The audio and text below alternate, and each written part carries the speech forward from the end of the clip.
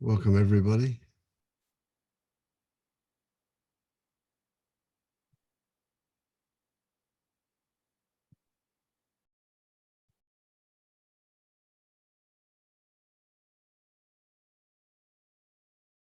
So we've just abruptly finished a guide training session where we've been talking about this stuff, and there's a whole lot of guides here who are in a position to help you.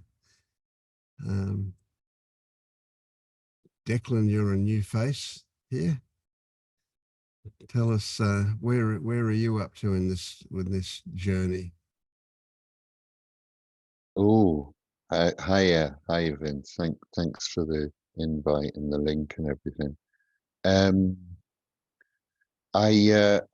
I started looking at Angelo DeLullo's book Awake last August, and I've been like listening to podcasts and doing various bits and bobs, but I just came across the Fetters work last week, the Awakening curriculum, and I just like listened to lesson 2 today. So kind of, I don't know where I am with this stuff. I've kind of just started or been around it a few months, whichever way I look at it. Yep. So when you say you're looking at lesson 2, is that lesson 2 in Fetter 1 or? Yeah, sorry. There's the way the Awakening curriculum's designed. The one I'm looking at is there was just 2 videos for lesson 1 and Yes, some so writing to go with it. The actual existence of a self. Yeah, most definitely. That's where I am. And have you found one? A self. Found who's running the show?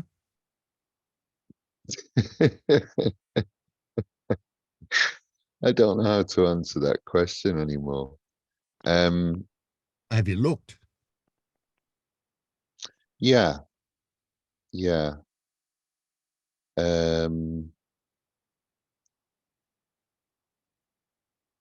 Like in, how can I put it, in indirect experience in the seeing and hearing and sensation, I can intellectually see that there's no self. That's the best way I can describe it. I laughed because we just spent an hour talking about exactly that. Yes. Yeah, really. Yeah, right. And I kind of get, I don't know how to describe it, like a glimpses or almost like a shadow of really seeing that there's no self. Really, I don't know what words to use, Vince, really believing it, but at the moment it feels like it's just that it's an intellectual concept, if I'm really honest, that I can say that there's no self, but 99% of the day. Is there a but there? Yeah, I was just going to say 99% of the day, I'm just presuming that there's a self, right? That there's me. Like I'm, without even thinking about it, I think I'm talking to you, Declan, sitting here. Sure, yeah. So how many years of conditioning have you got that says that that's the way things really are? Got a few. This is my 60th year on the planet. So 60 years of conditioning that says that's the way it is sounds like a well-ingrained habit, eh? Yeah, that's great. It's just thinking of living as a habit. That's lovely. Yeah. So yes, would it not be perfectly reasonable that habit will continue, even though you now see that it's founded on a fallacy? Oh gosh, yes, yeah. What was the oh gosh? Was that a little shift? Mm, I don't know. What did you feel when you said oh gosh? I presume that was an expression of something you felt. Yeah, just felt a sensation in my chest and um Can you describe? like a kind of like I felt a relief that like yeah, it's okay that I haven't, that I haven't had an awakening or haven't Whoa, whoa, whoa, whoa! Where did you? Whoa, that's a well, big jump to say you haven't had an awakening. Well, to realise that habit is still exists doesn't. There's nothing in that that says I haven't had an awakening. Where did you jump to with that one? oh, that's one I've been thinking about for a couple of months, Oh, really, I okay. suppose, So since you interpret all these things reading. as meaning that you're not awake. Um, well, from what I've read or heard about others people's Well, that's going to get in the road, awakening. isn't it? What if we dispense with what you've read and heard and come back to what you Mm, actually are experiencing here? Can you do that? Can you just put aside that stuff for the moment? I know it's still there. But put it in the background. Okay. What's mm, important here is what you are experiencing right now, right here. And I just saw, oh gosh, and that went, whoa, okay. So there was a shift that happened, and then all of a sudden you're going, well, but that doesn't mean anything. But,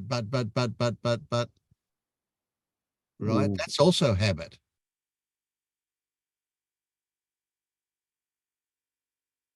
What are your expectations of what it will be like when you're awake? Do you expect permanent bliss? No, no, No, because it doesn't make sense, does it? no. Um, So can you be awake? Can you be awake and still and recognize that those old habits will still kick in depending on circumstances?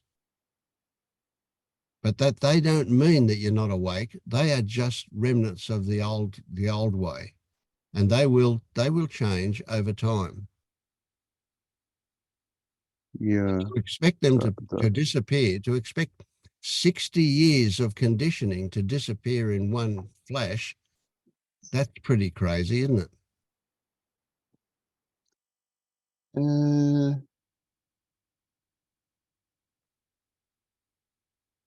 yeah, I, I can't disagree with you because you're saying like forget what you've read and seen, but um, Absolutely. That's going to lead you astray. So yeah, is it not reasonable? All right, let me put this another way. It is the difference between an old habit kicking in now and an old habit kicking in 5 years ago is that you didn't recognize it as a habit 5 years ago. Now you mm, may or may not recognize it as a habit, right? You mm, almost inevitably will recognize it as a habit. Sometimes that might take a few minutes or a few hours or even a couple of days. But at some point, the moment you think about it, you'll recognize it as an old habit that's just come back, right? mm, And the difference mm, between a person that's awake and a person that's not is that the person that's not will never recognize that it's an old habit. You will recognize mm, that. And every time you recognize it, you'll weaken that habit. mm, Over time, that will happen less and less and less. They'll get less strong and less frequent. mm. But there's no That's magic good to world hear. of Oz that's going to take you straight into losing 60 years of habit immediately. Mm. I still get triggered, Mm, but I don't see it as, oh, that means I'm not awake. It just means, oh, mm, great, there's still something to work on here, something to look at, to investigate. Right? In okay. the beginning, there's a lot of that. It gets less and less, but there's a lot of it in the beginning. Yeah. But it doesn't mean you're not awake. So, so tell me again how you get this intellectually, but it's not real. Mm, Without referring to the past or the future or other people's ideas, what you read, without referring to any of that, you're in trouble, aren't you? You can't tell me.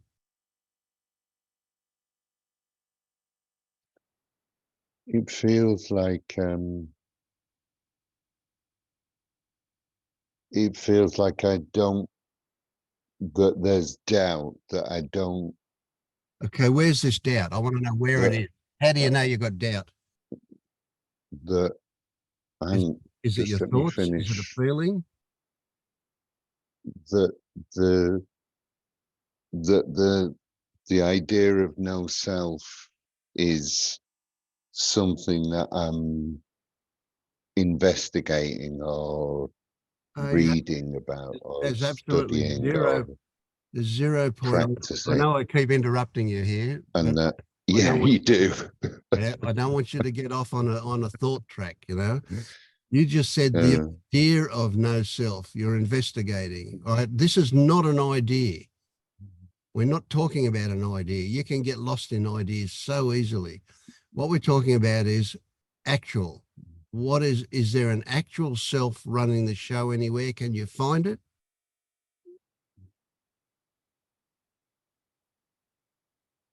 That's your anchor point. yeah, Keep coming yeah, back to that. Can you find it?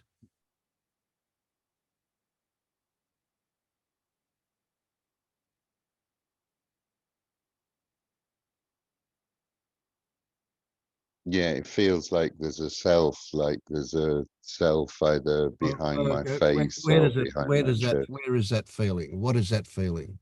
Do you It's feel it in the chest, in sen- the head, in the fingertips? Where do you feel it? the sensation behind my face and Behind your face, right? sometimes Yep, yep. behind in the chest. Okay. And how do you know that's a self? I don't know that's a self, but that's what it feels like. So something, some thought is coming to a conclusion that that feels like a self. Why doesn't it feel like an orange or a banana? Why does it feel like a self? How do you make that? How do you come to that conclusion?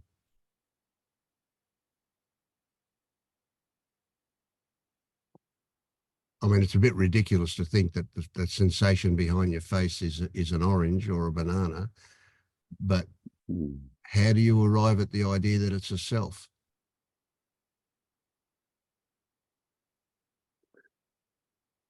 I don't know if it's the idea of it being a self. It's just that that's what it feels like, where the self is. I thought you were asking me where was it, Hmm. so I was trying to Yeah, yeah, describe where I thought it was.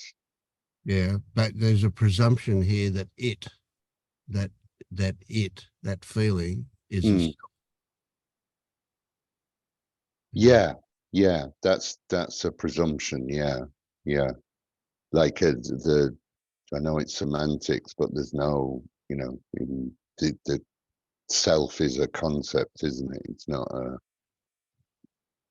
there's no object or whatever that you could say is a self. Mm, mm. But if I'm, So let's drop the word self just for a moment. mm, Is it a controller? Is that what's running the show? yeah, yeah, so yeah, yeah, thinks, tries to control. Hmm. So if we were to take you into surgery and peel off your face, are we going to find anything there? Presumably a skull. A what? A skull, yeah. A Yeah. skull. Yeah, yeah. I hope. Well, we won't find anything that we could label as self, will we?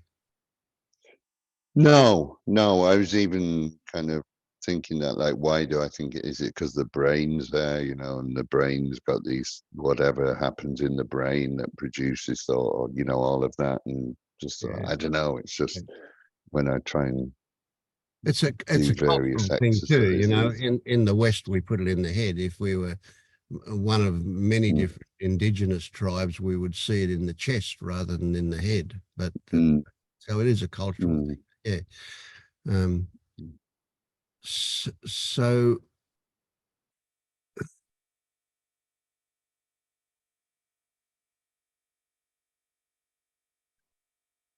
I'm being fairly aggressive here with you because I can see you right on the edge. It's like I want to push you out of the plane into free fall, but maybe I need to Uh, back off a little bit. Somebody else help me here. Who would oh, like to talk to Declan? thank you, Vince. Yeah, no, Thank you. all right.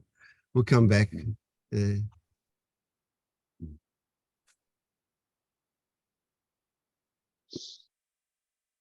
Declan, Hi. I just to sort of continue a little bit what Vince was saying, that feeling of living behind the eyes, right?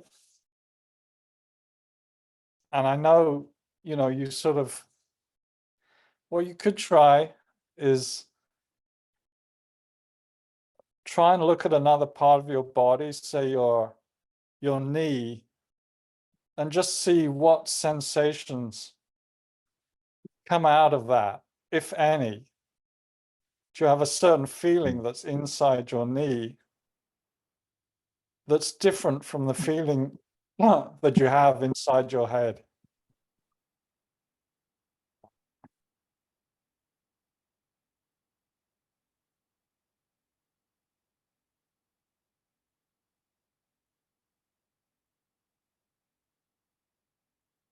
No, that's really good. I can kind of glimpse what you're getting at. It's really good because it's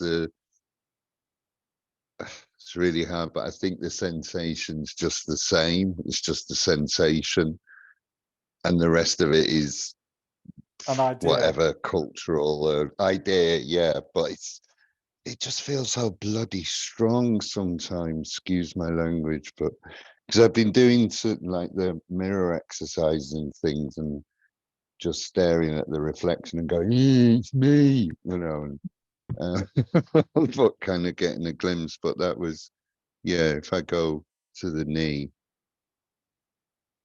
So really, there's nothing more going on inside your head than Mm, there is in the knee. yeah. I mean, you don't, you can't feel what your brain's doing. It doesn't give you any information in terms of sensation or feeling. It's like, but what you're doing, you're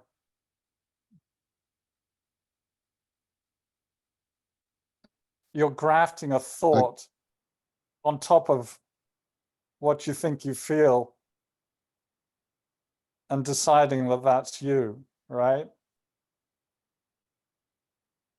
I get you. I do. I get you there, but it's just something that suddenly struck me is about um seeing and where the eyes are, and Yeah, that feeling that, yeah. like, kind I of mean, literally like the two little cameras looking out, and so yeah, there has to be something behind the right. camera that's You think operating it. you think there's a cameraman, right? There's a little man there. There is the little Yeah. Steven Spielberg, and he lives there, and yeah, I know, but I think that's part of it, is literally that. Yeah. Yeah. I mean, that's kind of normal because, all our sensory, important sensory stuff tends to come in through the face, all this ears, eyes, all that stuff, Mm. right? So it's easy to Mm. kind of identify with that as being, you know, the center, where we are, where we live, right? But Mm. Mm. look at, just think of so there's no sensory information coming from inside your head that actually says that's you. Would you agree? No, Okay. What about no, other? there isn't. What about anything from, you know, taste, touch? Is there any information coming from those senses that tell you that you're a person in there? I don't think so with taste, but with sensation, I think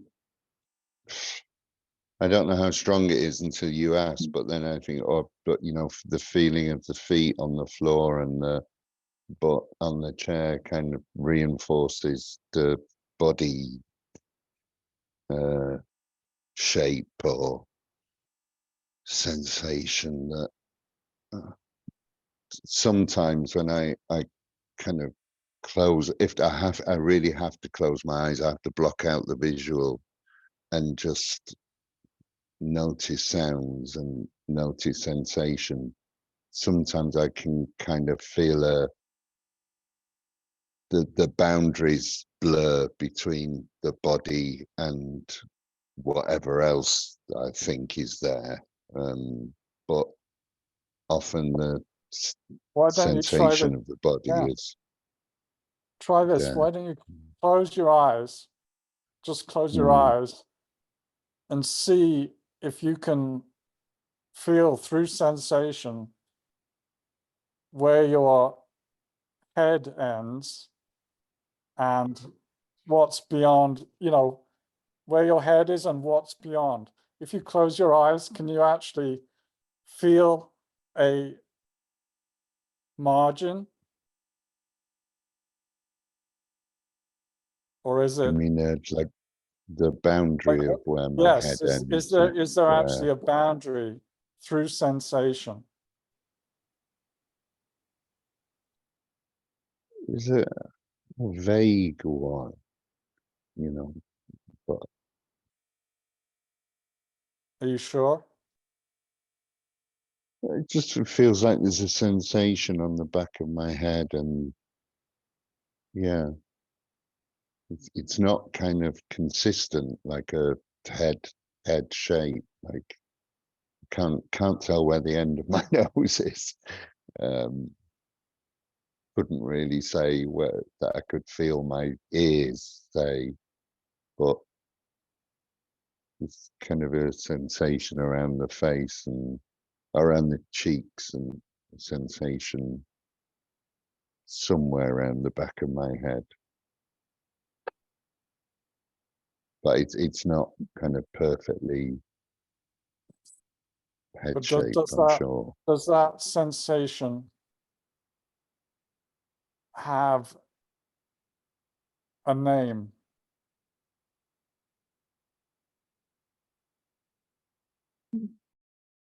Like, is it called Declan?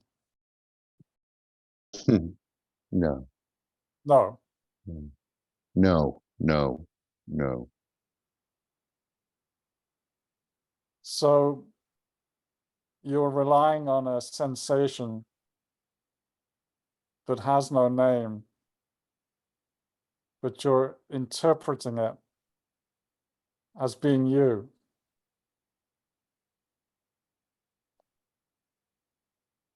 Yeah, yeah, yeah, yes, yeah. Okay.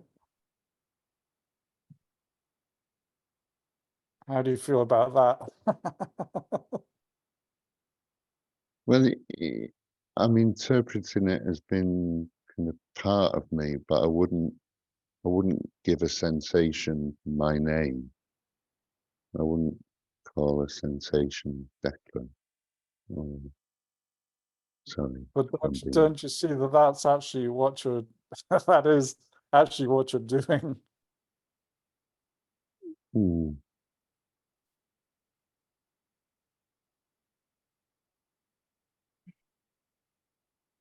because I'm challenging you to find a sensation that gives you the information that you're Declan. Yeah, no, I want you to- don't know. There Yeah, isn't I one. want you to- There isn't no, one. No, no.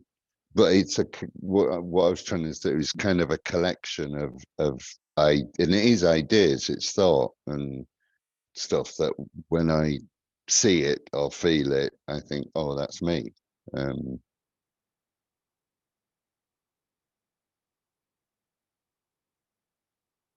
right. So why don't you, yes, just why don't you spend more time with that? Like when you're going through your day, just notice sensation and then notice what your mind does with that sensation.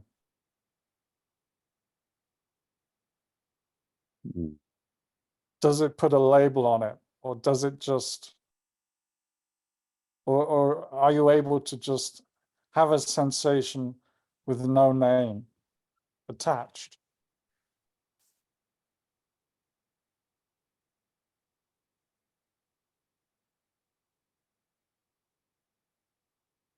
I love what you, I love the way you did this, JP, and I want to extend it just a little too. So, Declan, are these sensations, do they have a biographical future? A biographical future. Yeah.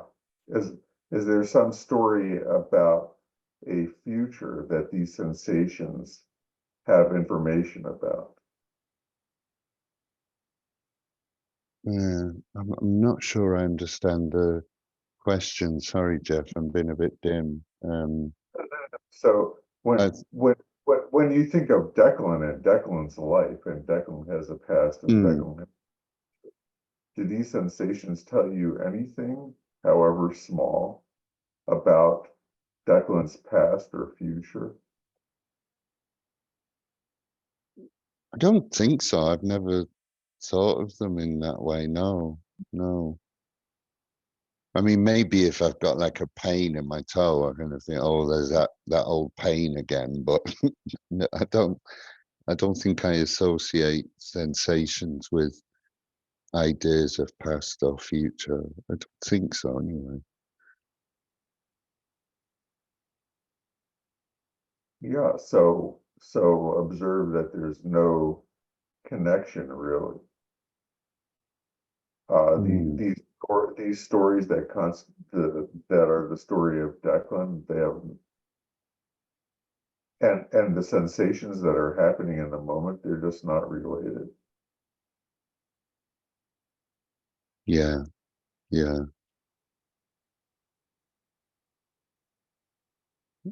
So Yeah, if I so can this biographical entity be said to own the sensation, or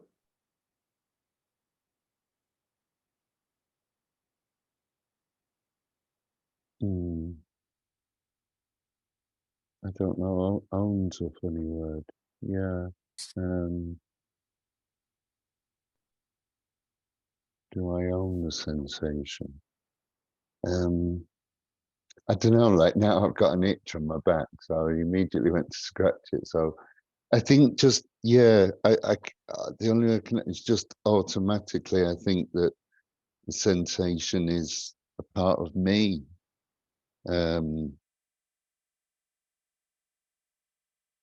But I can see intellectually that it's a sensation, full stop, period.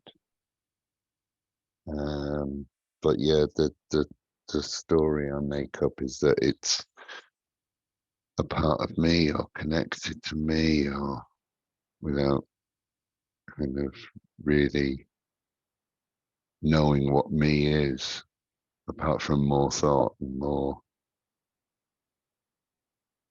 ideas of stuff made up by thought. Yeah, so I think, just keep at it, and at some point, it'll just become real to you, than the story. Thank you, Jeff. It's a new idea. Thanks. Okay, so you're going to have to work with it for a little while to convince yourself, right?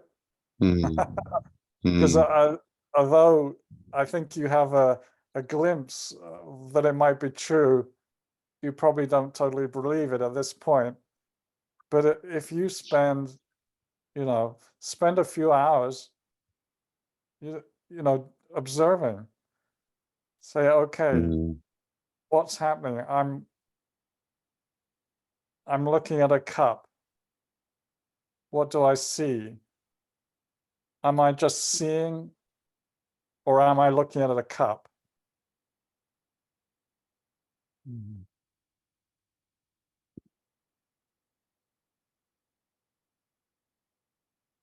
What we're trying to do is get you to start to differentiate between what's actually happening in terms of your experience, then create a gap between your habitual labeling process, okay? Which we all do, that's that's what the human brain does. Yeah. But Yeah. you're gonna have to prove that to yourself. Yeah. Okay, so you're gonna have to spend a little time doing some experiments. Yeah. All right. No, I really appreciate that and the help. I think the way I came onto the call, I was kind of worried that, I suppose the worry I've got is that it does feel very heady, very kind of intellectual, the way it just does at the moment. But I think what Vince said right at the start about like kind of a habit that, it's a very ingrained habit. Whenever I'm just going to use my language now.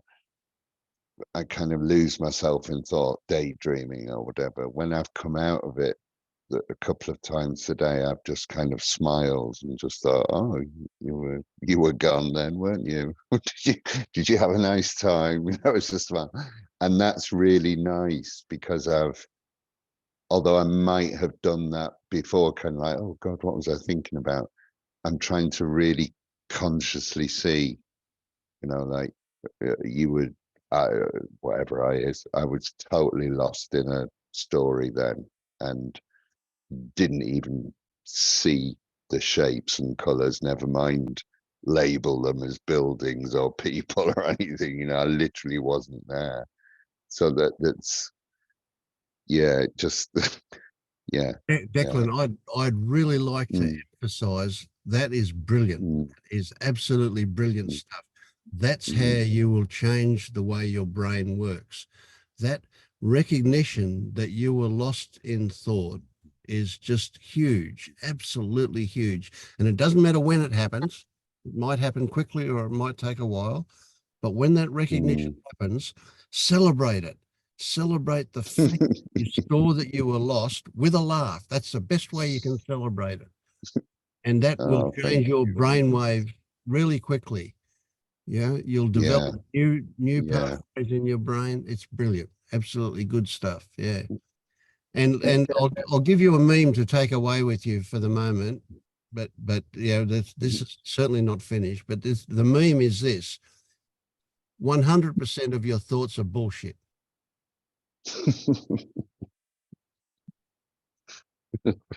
I'm just reaching for the pen as you say it. That's not right, hard to remember, that one. No, but I want to make a really important point, though, because we were talking about sensations and whether they mean that there's a you and all this stuff. Well, the moment sensation is labeled, you're not relating to that sensation anymore. It's just a cartoon version. So if you notice that you said you had an itch, you've labeled it. You can't investigate the label. That won't go anywhere. You have to investigate the actual sensation before it's labeled. So when you notice the word itch arise, realize that isn't it. That's, that's not what you're investigating. Itch is no longer what you're investigating. You're investigating something that is Before that. that doesn't have a label. And I think that will help a lot. Thank you, Jeff. So out of thoughts into the body.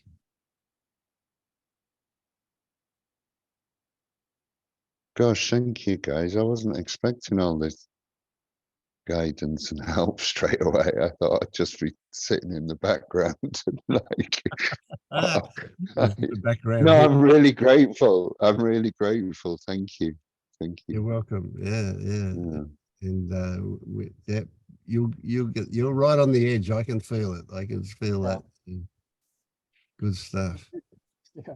No, it's great because you've been a passenger on the Titanic, and now you're in the lifeboat watching the Titanic. So, you're getting a little bit of perspective on, reality here. Yeah. Wow. How are you going, Craig? Good.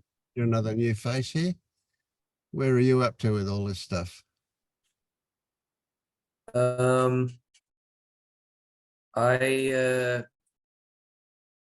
was a long time ago that I had an experience that was like after that experience,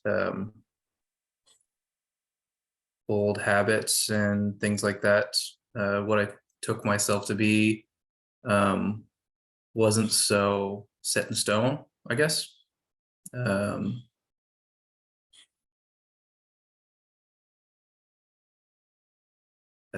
Yeah, and then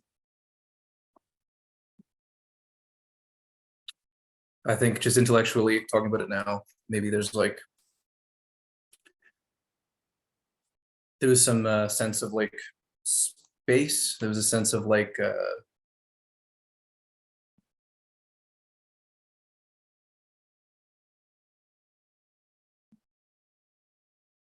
was kind of like, yeah, like just like a non-conceptual just presence in the body that I was kind of dropping into after that. Then I had like a sunstroke, and all these fears and doubts and solidity to my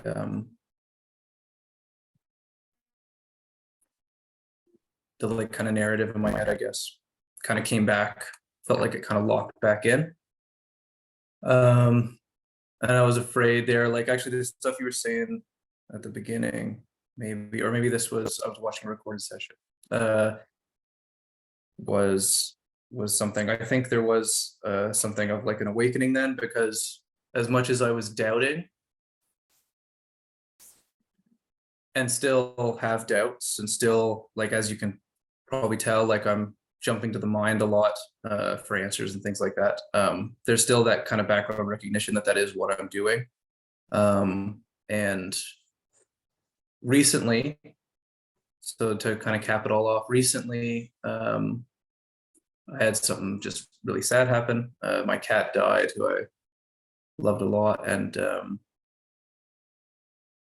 so when the initial kind of shift, initial big experience followed by quiet happened, it was during a really tough time in my life and a lot of bad stuff. And it was just learning meditation to surrender. And then it was like something clicked, and it was like this whole story and everything, mind stuff that was causing suffering, just so I was hoping that with this big tragedy happening again, and a lot of the same sort of things, heavy emotions, grief, and then the story, you know, guilt, and getting lost in that, overwhelmed by it, and that kind of habit of shooting towards the outside and coming to other people and trying to fix things outside. It just couldn't wind itself back up the same way it used to, I guess. It didn't persist. There was some sort of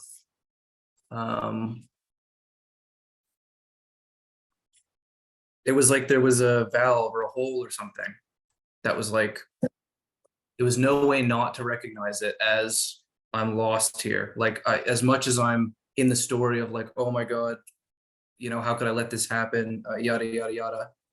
At the same time, as big as that feeling was, at the same time, there was, even though it wasn't always foreground, this kind of quietness, this kind of like, I don't know, something like, as much as these thoughts could spin up, it was like attention would always return to the sensation. And then within the sensation, there was this sense of everything's fine, sort of. And again, that's just a label to it, but yeah, so overall, that's kind of all I can say, is that there's a lot of doubt going back and forth of where I'm at this, but I believe that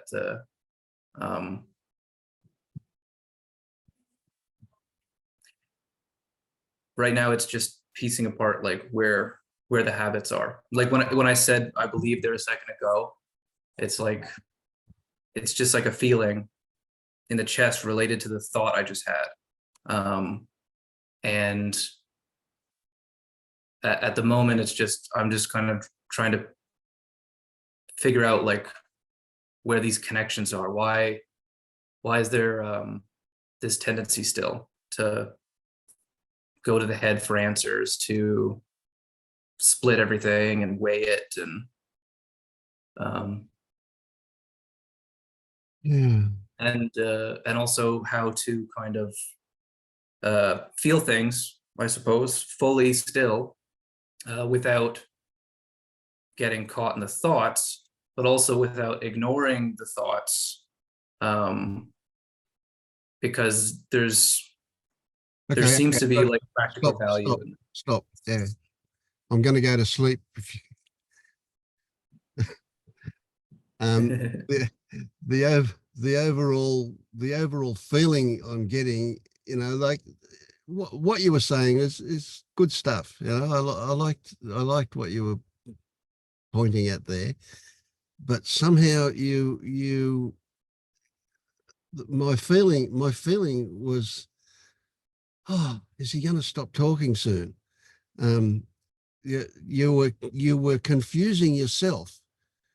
Mhm. Kind of flip-flopping in and out of you know, but yet it was all quite good stuff, but it was, there was something about it, I don't know, that it was,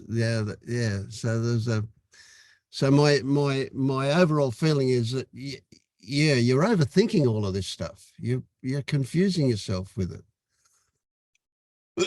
But maybe that's just me too, you know. So what's somebody else talk to Craig about that? What were everybody else, what did you think when Craig was talking? Was it clear where he was up to? It wasn't for me. You know, I missed a fair bit of it. So, but I heard how you started, Craig, and you said, you know, that there was a sense of quietness within you, right? Mhm. Okay. So that's important. That's really important, because that is the place that's going to be your home. Right? Okay. Yeah, So, no, yeah, that feels right. yeah, that's going to be your home. And all this stuff with the mind and the interpretations and the questions are a distraction from that, and that's if you chase after that too hard, you're going to get lost. Yeah, yeah. Yeah, I agree. I see that too. Yeah, the checking and the moving away from the kind of that quietness and even away from the body sensations. It's just, I suppose, I just don't know how to trust, I guess, that decisions are going to be made in regards to like my life and everything. If you know, the thoughts aren't, you know, if I'm not doing the math and you know, making sure the bills are paid, I don't understand it. Who's going to do it? I guess. What was that experience you had way back when? That experience. Was there any question about who was running the show then? No, And you did experience things happening okay back then? yeah, well, I guess that's it, right? Everything was fine until it wasn't. And I suppose because like I got myself into trouble and it ended up physically harming me, that kind of re-triggered all this doubt and everything. Because it's like, well, because basically at that time, it was just body sensations. The thoughts were like whispery, it's going on in the background, whatever. It's getting taken care of is kind of the feeling during that time. But like, it seems to me, just thinking back, that it wasn't, I guess, because I got hurt and didn't think about the consequences of actions and things like that. And I'm not sure, right? Because I feel that one part of me is, yeah, like it's all got to be let go, but another part is just, where am I at? Like in a normal kind of, right, like mundane developmental kind of sense. Like this is, while I'm going through all this, I'm also learning how to be an adult, you know. This is all just labels and things, but it's skills that aren't automatic to me yet. It's things that take a lot of looking at and strategizing, it seems, to be able to make heads or tails. So there's a bit of a contradiction there, eh? So at one point, things were going along fine without you having to strategize at all. But did the way that end? Is that the significant thing? Is that what now leads you to think that you've got to work it all out intellectually? Yeah. When you said it ended with you hurting yourself. Yeah, like I overworked myself and on one hand, and then on another hand, just acted in ways that were impulsive and selfish and got other people hurt because I wasn't taking into account. Yeah. So what if I said to you, that sounds to me like that place you were wasn't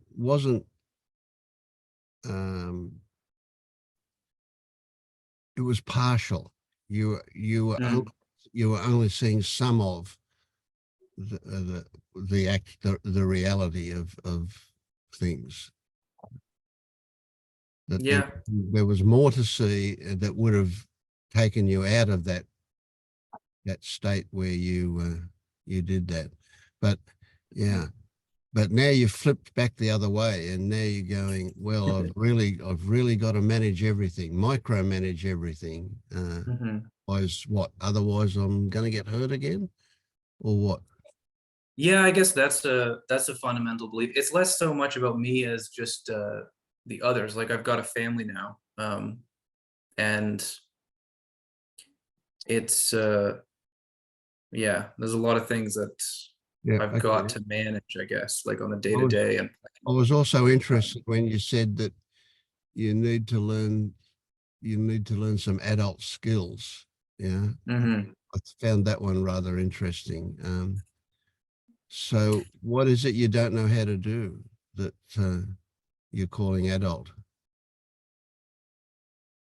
It's not really not knowing I guess, yeah, it's not knowing, but it's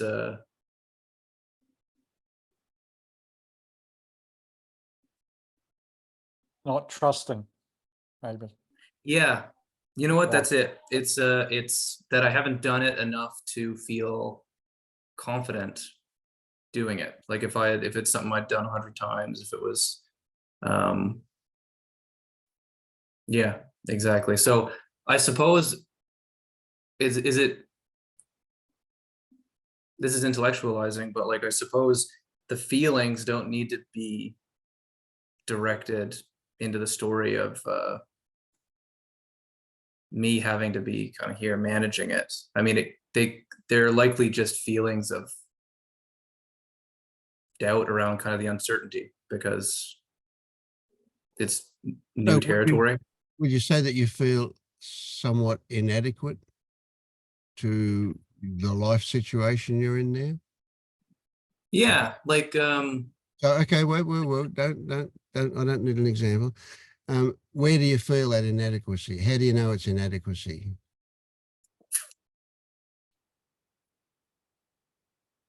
right. Yeah, I guess because it's a Is it a feeling. Is it a feeling or is it a story? Well, it's both. It's both. Okay, It's so mainly the story, right? Is where it's but where just the dismiss the inadequacy story for the moment and tell me where you feel it in the body. in my chest, almost to the back. Right. Here. But like if I was to place yeah, that on it. It feels a bit It's heavy. like a clump, Yeah. you know? Yeah. I mean, it's not just inadequacy, right? I mean, it's just feelings, but it's like, there's a lot of feelings. I don't know. And they bring up memories. Okay, what are those memories? What's that feeling associated with? How far back do those memories go? I don't even know if it's memories, to be honest. So, all right, let me put it another way. Give me the answer. The first thing that comes to mind to this question. What yeah, part, right. It's like, what part of sorry. your life did these originate? What? Sorry, I didn't hear a bit there. How What? how old were you when these feelings originated? First thing No that comes clue. to mind. Tiny. Sorry? Yeah, like Tiny? I don't know, 2, 3, 4, something. Yeah, way back when. Yeah, okay. Yep. Yeah, it's that feeling of like, I guess it's like a sense of when you don't know you're the one doing things, like you make a mistake or something. So I can imagine just like getting my hand hit sort of thing, like don't do that, or somebody looking you in the eyes as being little, and somebody's looking at me in the eyes saying, like you should have known better, sort of thing. Yep. Yeah, gotcha. I guess Yeah. it's that sort of feeling that gets imprinted there. So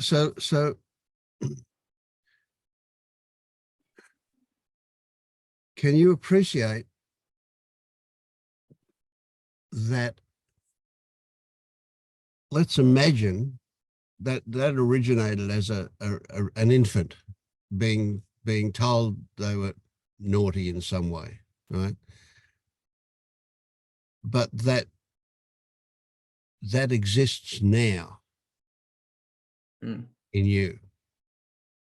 It's something that got hardwired into your body way back when, and certain circumstances now trigger that feeling. Yeah. Yeah. Yeah. Yeah. If you were able to go back to that infant with what you know now, what would you say to him?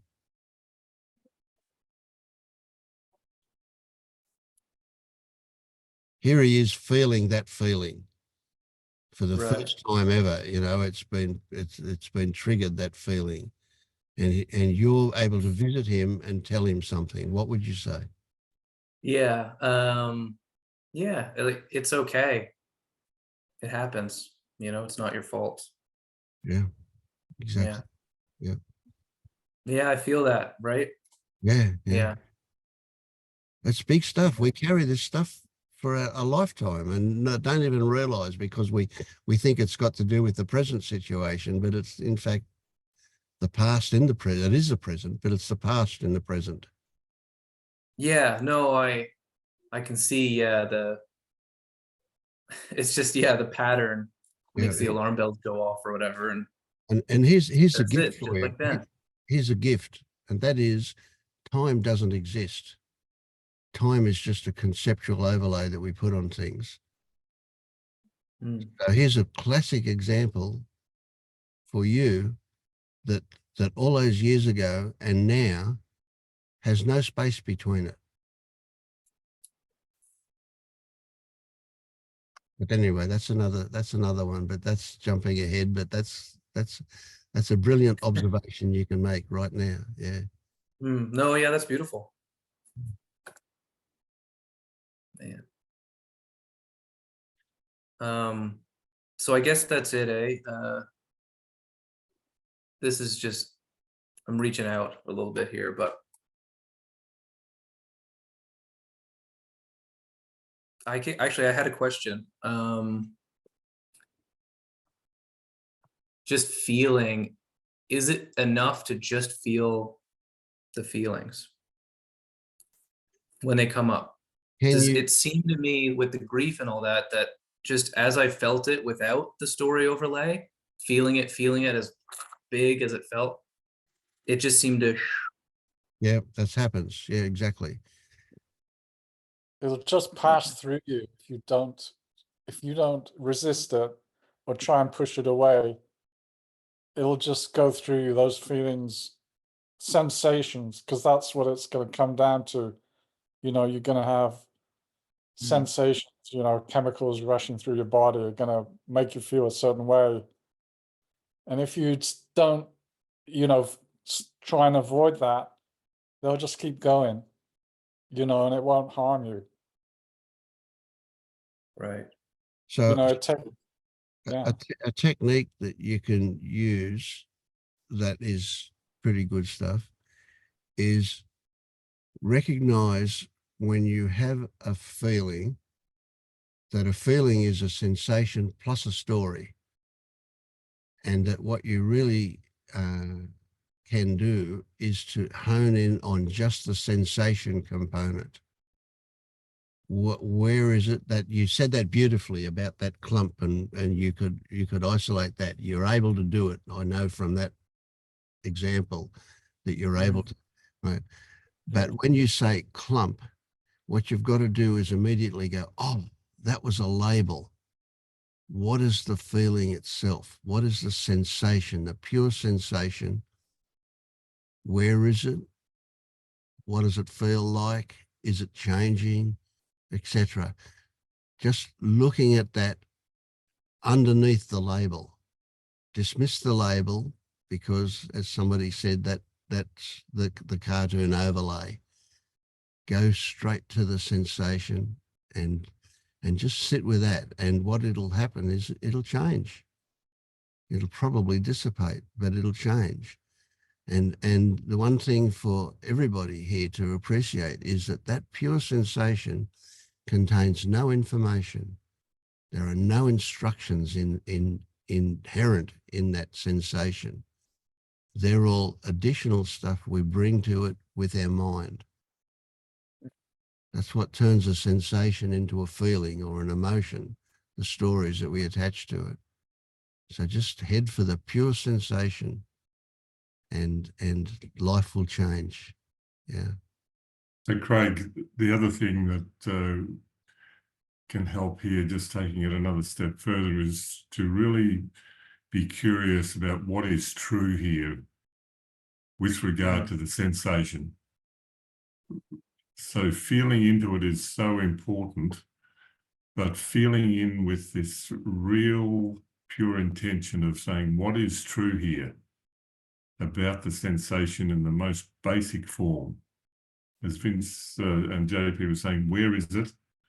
But then as you feel into it, what is at the core of this sensation? And just being curious and letting it show itself to you. So would you like to do that now? Just with something? Yes. Yeah. Yeah. So what's the sensation right now that's most prominent? In the middle of my chest. So describe that for us a bit further. Like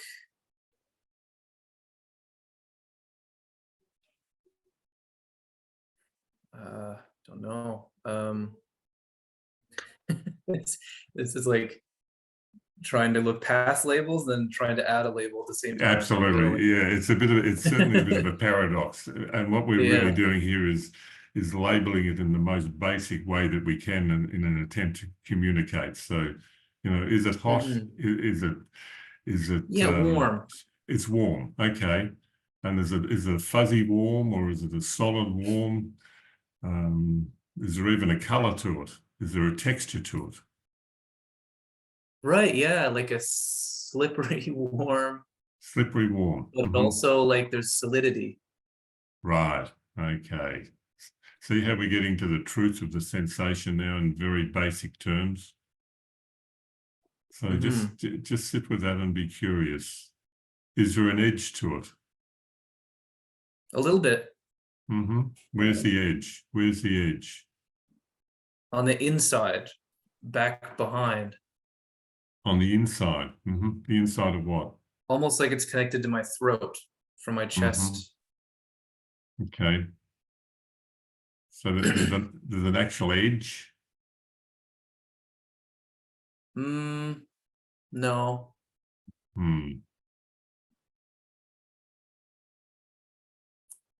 There's something tingly about it.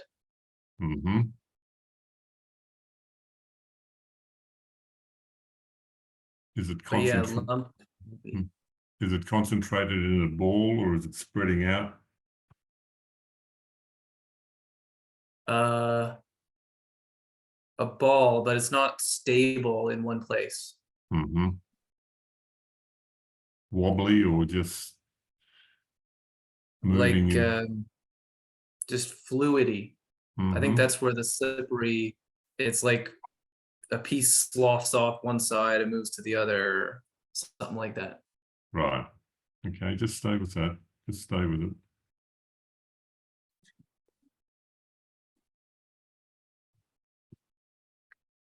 Yeah, it's getting smaller. So you said it was in your chest. Can you see that? Can you see that with your eyes closed in particular? Can you see that the chest is actually another label? It's the label the mind puts on it. So just leave that be and just feel into this pure sensation. So it's getting smaller. Does that mean it's getting thinner or just reducing in size? It was reducing in size. It's gone.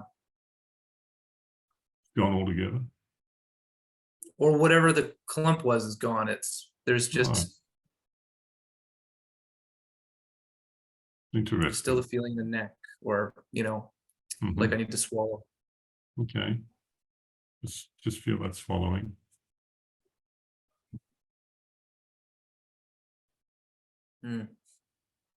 So, as Vince says, here's the change that you've experienced now. And did you do anything to bring about that change?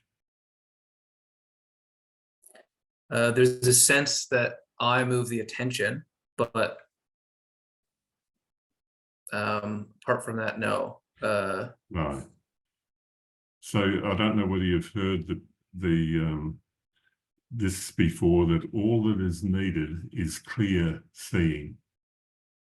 And it's the clear seeing does the work. Wow. So there's like a coolness, actually. So can you find anything here that's called a me that did anything? No, I mean, things were changing, but it didn't feel no effort to it, I suppose. So remember you were talking to JP about the place of quietness. Yeah. You feel it as though you're at home there right now? I feel like that place is like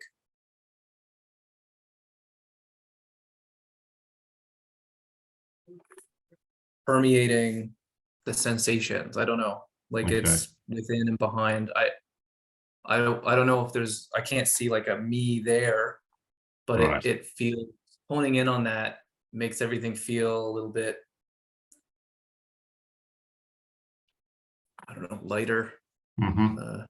So just keep feeling into that, and that place of quietness.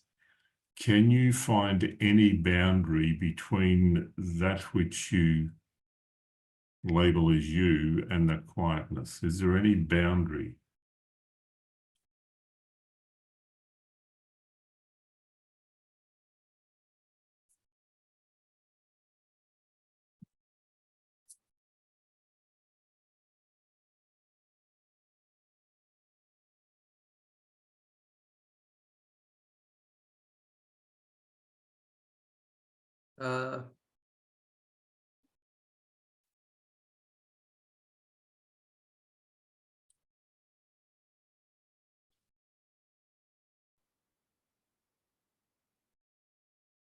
I'm just going to suggest that you don't even attempt to answer that now, but you just stay there.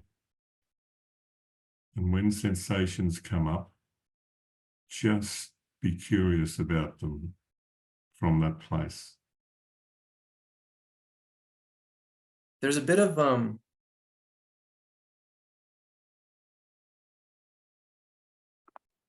tightening, contraction, looking there. So there's another sensation.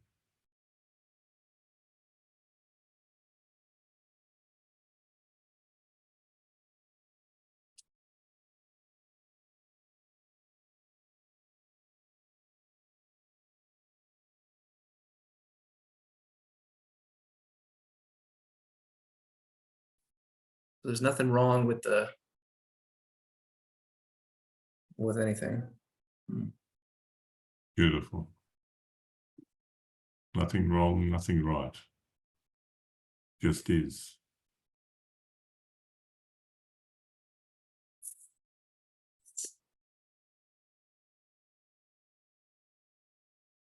What about that feeling of inadequacy that you were talking to Vince about earlier? Where's that? Right, yeah, no, the labels are clearer. But that feeling, the feeling of inadequacy, is that still there?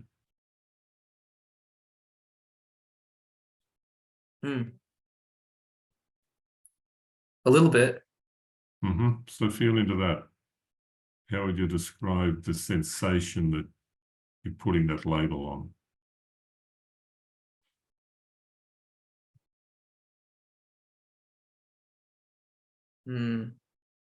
Spinning? Spinning.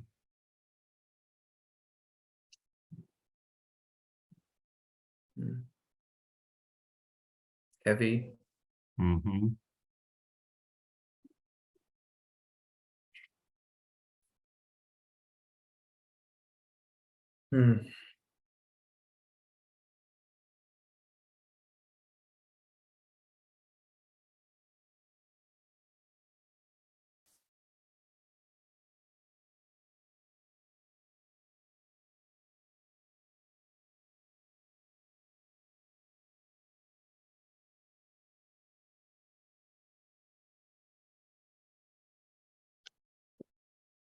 Yeah. There's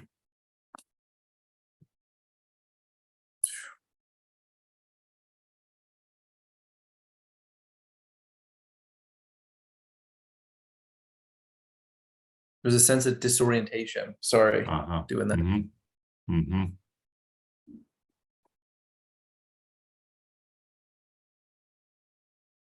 You're willing just to sit with that, with disorientation. Just let it be.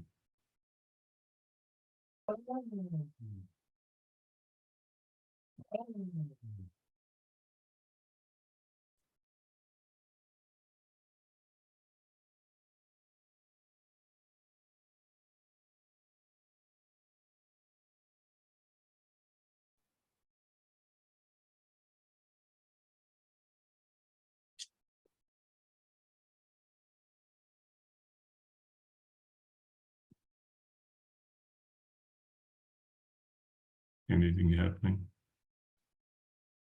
Some pain, Some pain. Mm-hmm. or well, unpleasant feeling. Mhm. Yeah. Are you, even though the unpleasantness is there, are you willing just to stay there with it? Mm. Beautiful. I mean, there's a reaction that's automatic, Mhm. but Mm-hmm. yeah, aside from that, yeah. So you're feeling the reaction, but not reacting with the reaction. Is that true? Yeah. Mm-hmm. Bit of a pull to react, but seeing the reaction just holds you back a little bit.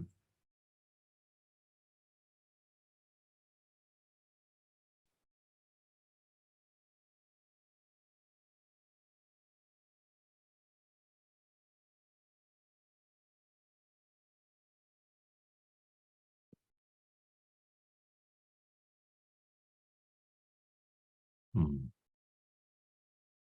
This is good.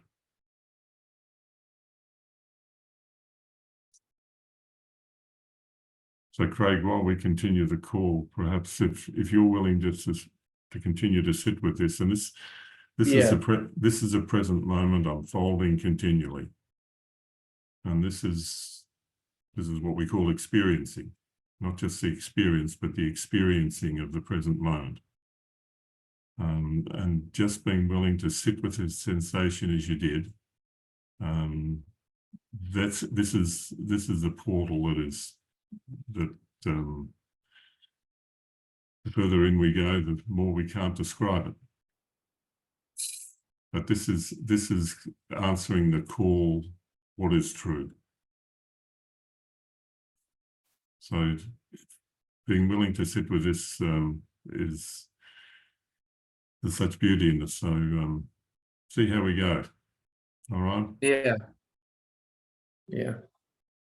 But if over the next week or so, if you just do this as much as you can, you know, even while you're going about your daily activities, just feeling in while you're doing whatever you're doing, as well as taking time out to sit with it. And let us know how you go next week. Yeah. Yeah. I think I definitely need to set some time just to focus. That's yeah. I hope it can become automatic enough to be able to do during Mm-hmm. the hustle bustle complex stuff. But and don't worry about getting caught up in the other. It'll happen. It'll get caught up. But as Vince said, you know, when you find yourself getting caught up, bit of a chuckle and say, "Oh, happened again." But this is at the heart of finding what is true. So thank you for doing that. Yeah, thank you for guiding me into that. Yeah, no, it feels the curiosity is guiding me back there right now. So I think I'm going to go and actually sit for a bit. So beautiful. Yeah. Well, what you just said about curiosity, just keep that so alive. That'll take you wherever you need to go. Okay. Gentle curiosity, that's what it is. Can I just add something? Okay. Any of those feelings that are very familiar to you, I would say also just welcome them like old friends, okay? So allow that quiet place to welcome them in. You know, Mm. they're part of you. You don't have to fight them. Just like Right. they can live, and they can live in peace with you. And this is true freedom, giving them the freedom to do what they need and want to do.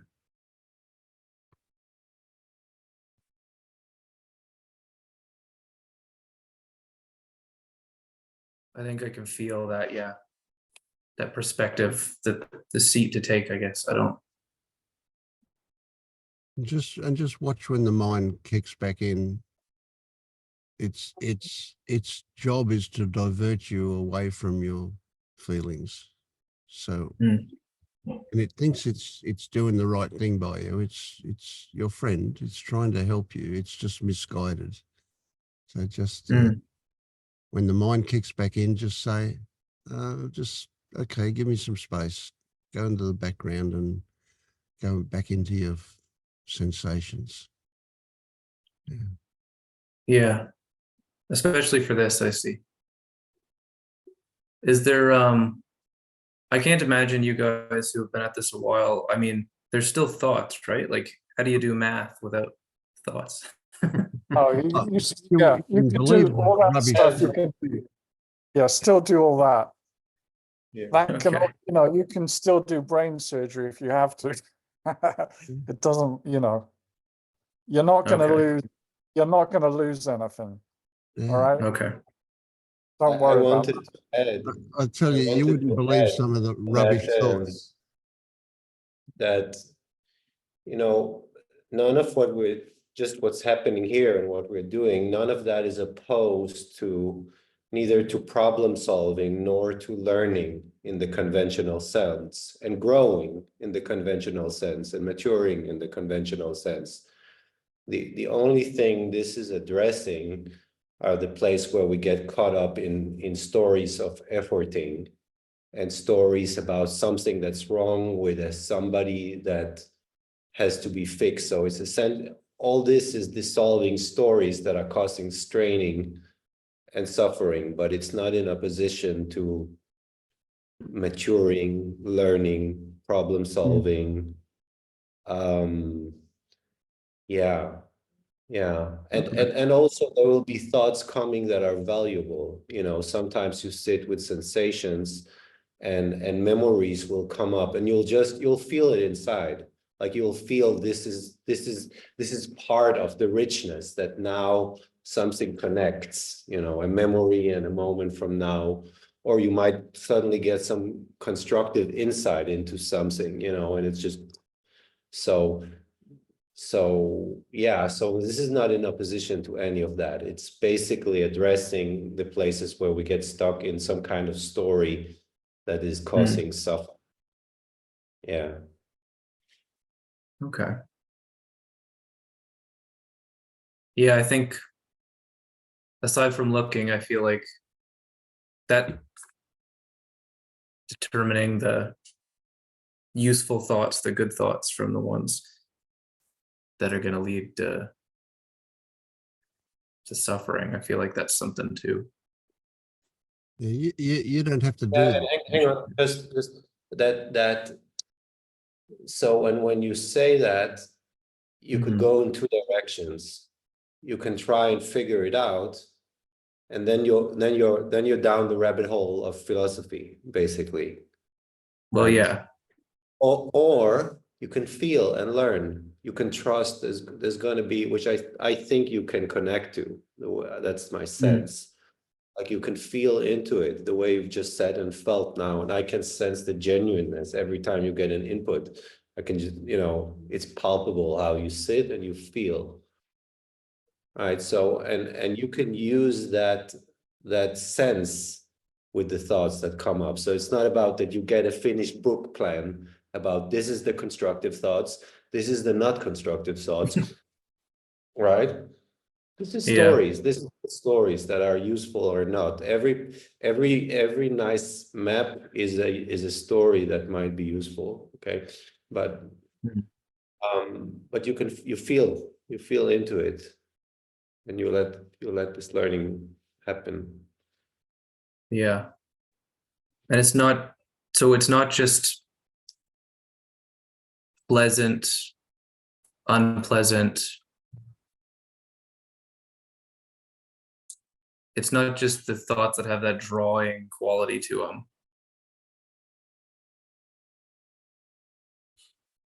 So my sense is that the moment you get curious and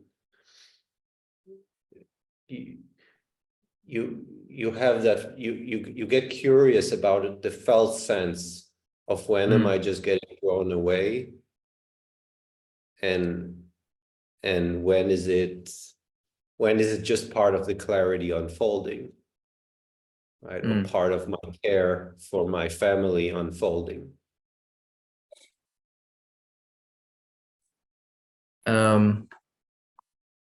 Yeah, it does feel a lot like just thoughts, good or bad, are kind of sticky. They are sticky, but there are no good or bad thoughts. They're just thoughts. I guess useful or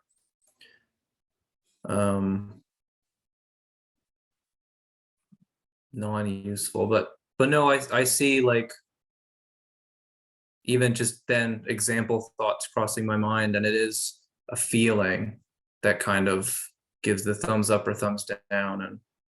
And just maybe it's just the sensation I was just looking into or what, but there is more of a trust there now in that feeling, that, like, truth. Yeah, so that looking, the mind wants to, Yeah, can't be that simple, right? But it's the felt sense relating to thoughts is different now, and it's better, I think. It doesn't matter. Craig, Really. you like the maths analogies, yeah? Or the math analogy?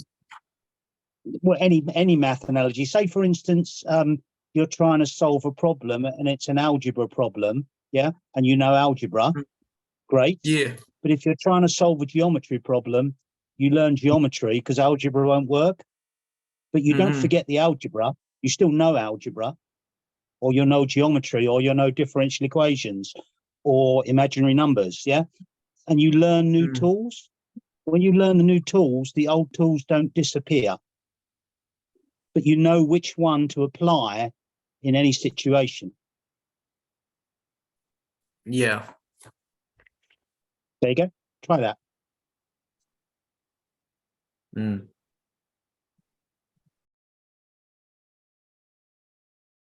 You can trust that the useful thoughts will make themselves known.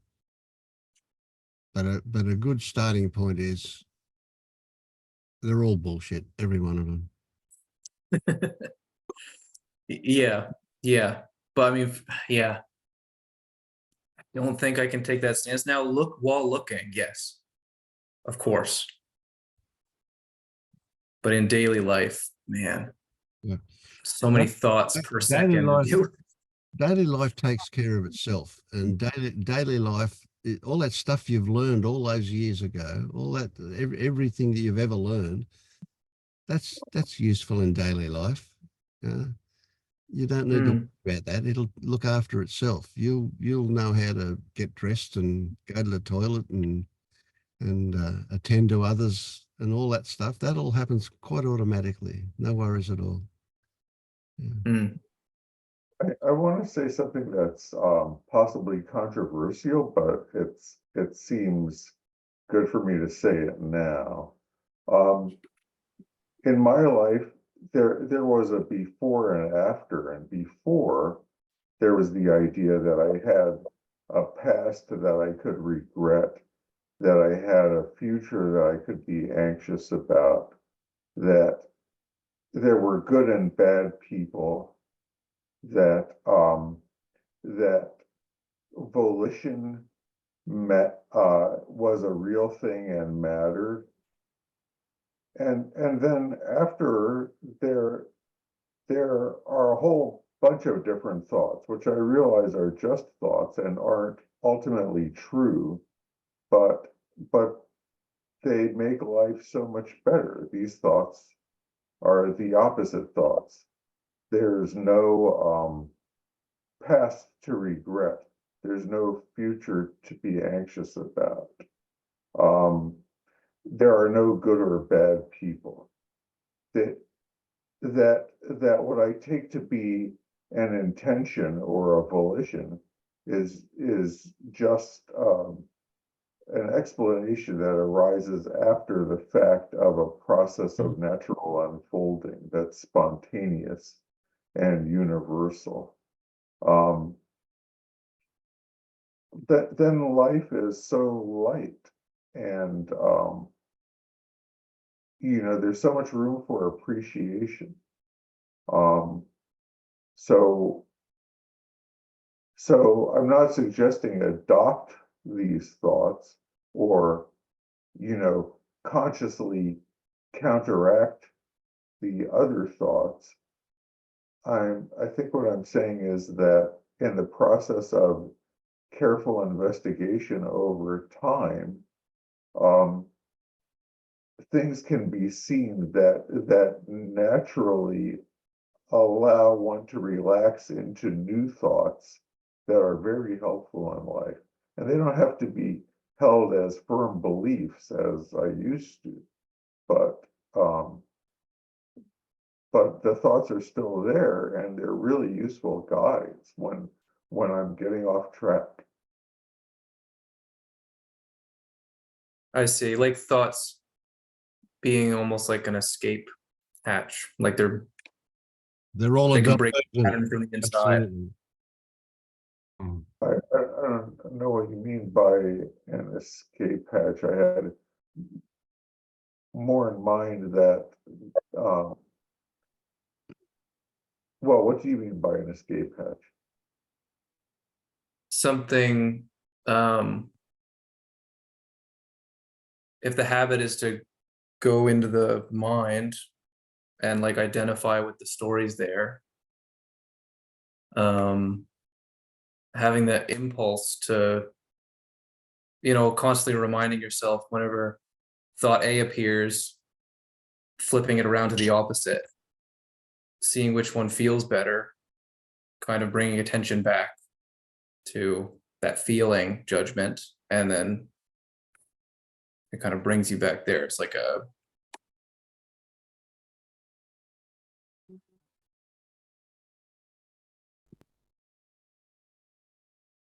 Yeah, Do you think you can choose your thoughts? I mean, it's just as much as you can choose anything, but it's like, I mean, do you know right now what your next thought is going to be? no. No. Okay. So stay with that, because that's going to be the truth. Yeah. So there is no choosing one thought over another. Right. I suppose, but in the realm of thoughts, that's how things can kind of lay out themselves to be, right? It looks like it, but if you look closer, you'll find that that's not true. Yeah. I mean, I don't want to overload you because you kind of reached a kind of nice kind of place with this, but Yeah. Yeah. don't overthink it, but just keep looking, right? Don't draw too many conclusions about what you find. Right. Yeah. It's the looking and the seeing that's the important part, not the thinking about what you've looking and seeing. Yeah. I mean, that's, Right? I'm just lying if I said that. Yeah. What? I'm just thinking 10 minutes ago, you're in a very like open, vulnerable space where you're just like being, it was never, it was palpable, we could see it on your face. but I kind of feel like you're drawing yourself back into a bit of a, you know, a bit of a maze, and which is, you know, that's to be expected because that's what human beings do. But Yeah, I I would, mean, that's just, yeah, so just, you know, recognize that that's happening if you can, and see if you can kind of just, you know, go back to a more spacious kind of just being with what is. right. Yeah. Yeah. Yeah. No, you're right though. It's the jumping into the maze and yeah, it's really pleasant, I guess, to be playing Yeah. around with thought. But Right. it's not looking at, you know, it's not looking. But so all you have to do really is notice that you're back in the maze. If you can catch yourself and notice that you're back in the maze, you know, that's enough Mm, at this point. yeah. I do think that I do catch myself and see myself a lot of the time there, but it's so pleasant. I don't know, it's like saying like, don't, like, you know, notice every time you jump in the hot tub. It almost feels like it's like, yeah, but I still want to stay in the hot tub. You know, there's still a part that's like, this is Yeah. more pleasant than the body Yeah. sensations. So it's, but feeling Well, the body sensation like is, yeah, it's a distraction from what's actually happening, and so it's very Mhm. seductive, right? Yeah, exactly. No, exactly. It's and that's where it's like, where's the intention behind it stuff, but who cares? It's, yeah, the feeling. Going back to it. Yeah. Anyways, I think I'm starting to head that direction now, so I should run before Okay. I get back to Okay. thinking. Go sit in a quiet room. Yeah. Mhm. Come back. Come back at another time, though. Yeah, no, for sure, for sure. This was awesome. Thank you guys so much. Beautiful.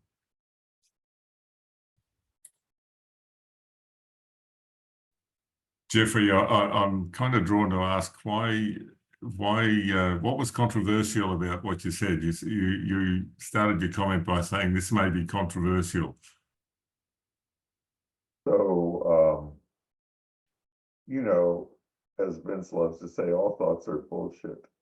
And I was, in a sense, advocating for certain thoughts being better than others.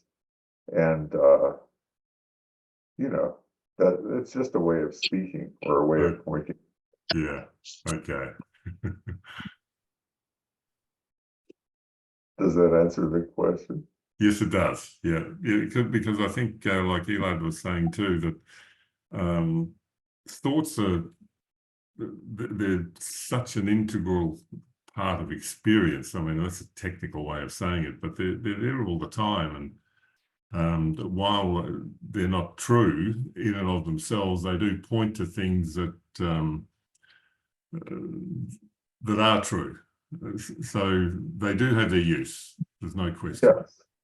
Well, really well said. I like how you formulated that. Yeah, they can be useful, and but they're not to be believed, and they're not to be taken as causal agents. Right. You know, they're epiphenomenal. And in other words, whatever's happening is happening, and that happening includes thoughts, but the thoughts aren't actually doing anything. That's They're right. not things. They're not things. Seeing them for what they are. Yeah. I might go even more controversial and see where that goes. Why not? Why not? I would say we don't know when we start to speak about the relation between thoughts and reality in some ultimate way. That's just a story too. Like it's not like that's truth, that thoughts don't affect experience. Like on one level of inquiry, we can see these, you know, we look and see this, how thoughts come after, but you know, we all think about our taxes when we want to report them. Yeah. And anyway, we could get all philosophical about that, but my controversial point is that it's not some inherent truth that thoughts are not a integral part of the whole. Yeah. And it's kind of all these ways, my sense is all these ways we're talking, it's all about, are they actually helping us get to connected now to the sense of, well, I'm going to call it the seamless whole, but that's just another expression. And from that place of, I'm going to go with the words presence, seeing, thoughts emerge that are useful in the moment, just like skillful speaking can come, right? And it's held and felt in a different way. So part of what is useful is to notice, to notice the felt difference between the allowing of thoughts to come and to go and to inform and to be enjoyed and to be let go and so on, versus a state that somehow get caught up with thoughts. Yeah, so well said. And I liken the getting caught up in thoughts to clinging. You know, instead of letting them flow, letting them appear and dissolve and be whatever they want to be.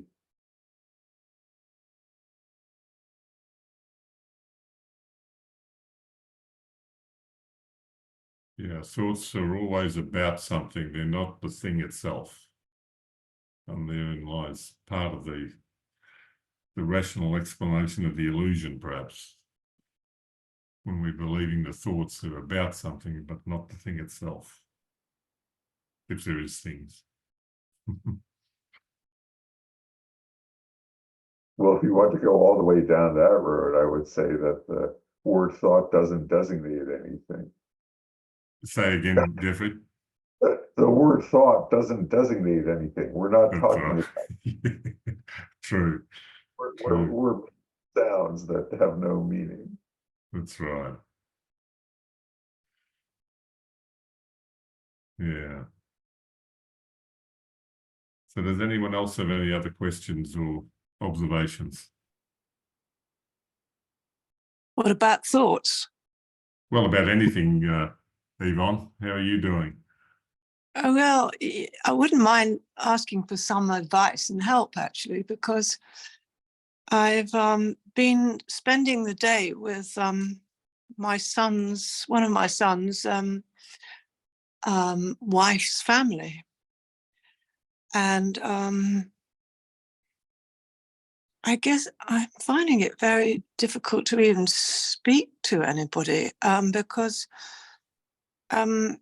he's sort of, I was told that my son is not, he's not earning enough and he's not going to be able to afford to send my grandsons to private school. And this is a terrible thing. And I want to say something, but I don't know what to say. And the same day, I had an ex-husband call me who feels he ought to help me for not being very nice to me in the past. And I don't know, it's so difficult because I don't know what to say to anybody. I mean, because I do have things to say. I want to say fuck off, or not to the ex-husband, but to these people that think that my son should be earning more. And but I can't say that. And I want to say to my ex-husband, he's not responsible for me anymore, and that the past is gone and I haven't got a future. I mean, I don't know. I feel completely lost because I'm having to talk to people who are not, who are sort of stuck in their thoughts about how things should be or shouldn't be. And I'm finding it quite difficult. That's what I'm going through, and I don't know what else to say. Well, I mean, you know, my It's gut sorry, reaction, my I'm my sorry. gut reaction would be why can't you say those things?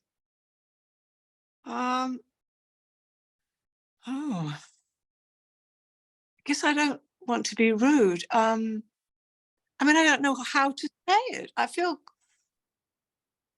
quite strongly, really, that they're wrong in thinking this, but I don't know how to say it because I feel I'm coming from a completely different point of view, and I feel quite lost in there. Is there a problem with asserting a different point of view that's authentic to you? Is there a problem with them having a different point of view to me? Yeah, is there a problem No, with anyone's point of view? no, no. I mean, yeah, I don't know why I feel so lost. I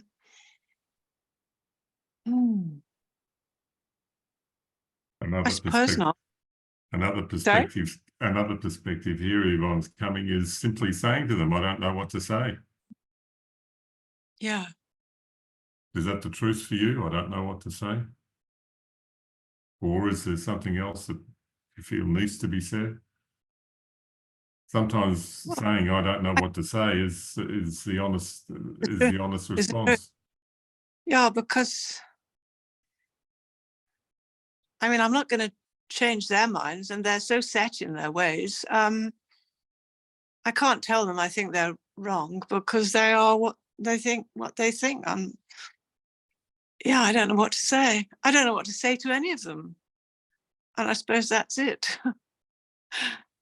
I mean, there is a part of me that would like to be taken care of, in a sense. There's a part of me that is still around, and I think, oh, that would be nice.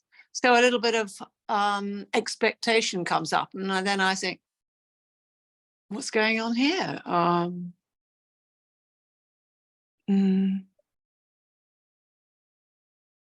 don't know. Yeah, I think I'm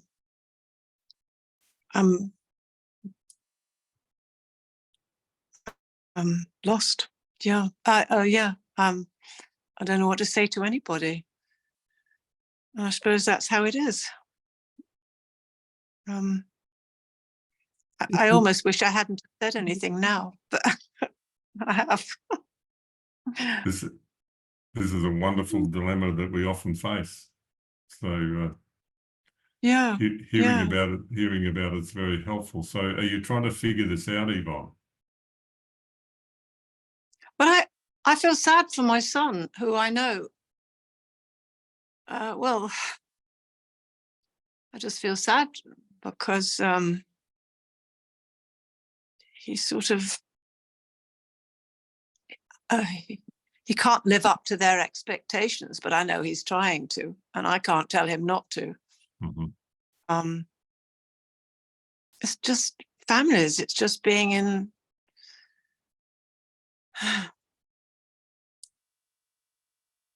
the midst of families and their different points of view about how things should be.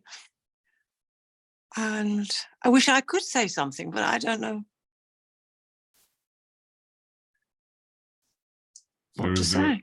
Is there a kind of the word compulsion is coming up here, but perhaps it's not as strong as that. It may be. Is there a compulsion to try and fix this?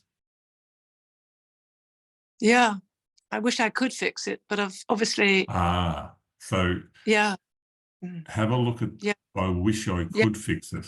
Have a look at. I wish I could fix it. Mm-hmm. Yeah, there is a wish within me that could fix it. That's yeah. Right. So there's a good place to start looking. What is this wanting? What is this wanting to fix it? Just feel into that.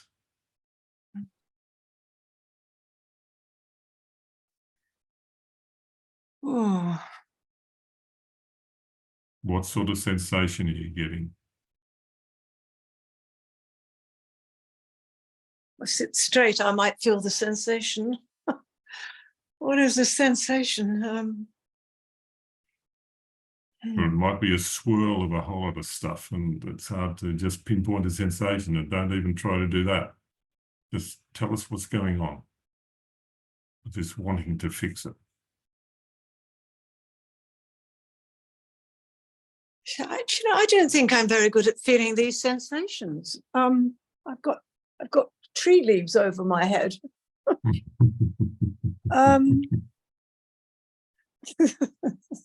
Would you say you're not very good at feeling these sensations. You're feeling something though. Don't worry about whether you're being good at it or not. No, I don't think I'm very good at this. What's the sensation? I think I feel quite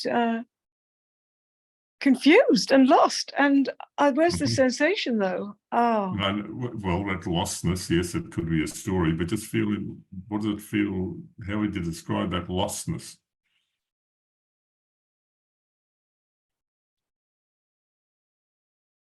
I think there's Not I think, I feel. you see, I'm not very good at it, am I? Well, none of us, we go to default, and this is recognizing that you went to the thoughts. So just do your best. What's going on? I feel I'm in a sort of black fuzzy space that's Right.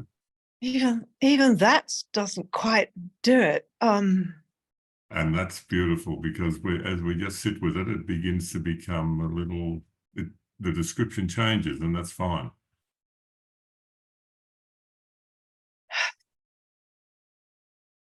So this black fuzzy space, tell us a bit more about This that. black fuzzy space, and it's all here. Mm-hmm. Yeah. Mm-hmm. It's all here. Nothing but black fuzziness, huh?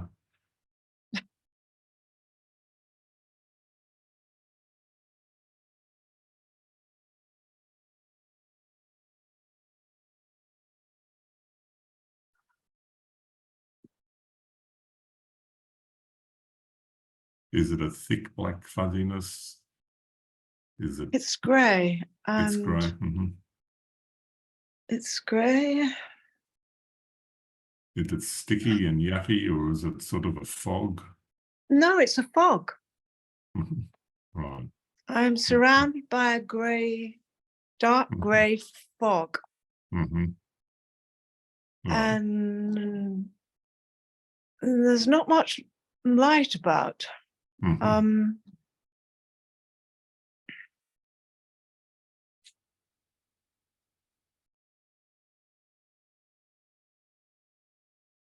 Is there a center to it, or is there an edge to it? Is there a center or an edge? I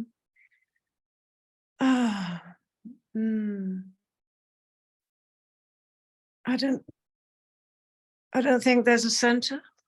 Mm-hmm. And there's no edge. Is there an end to it, or a beginning?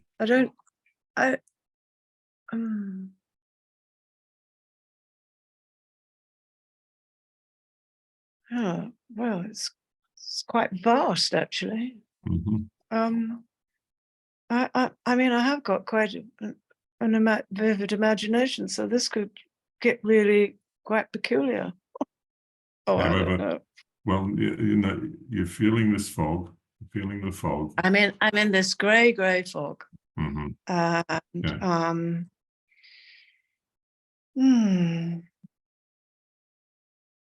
Are you willing just to sit in that?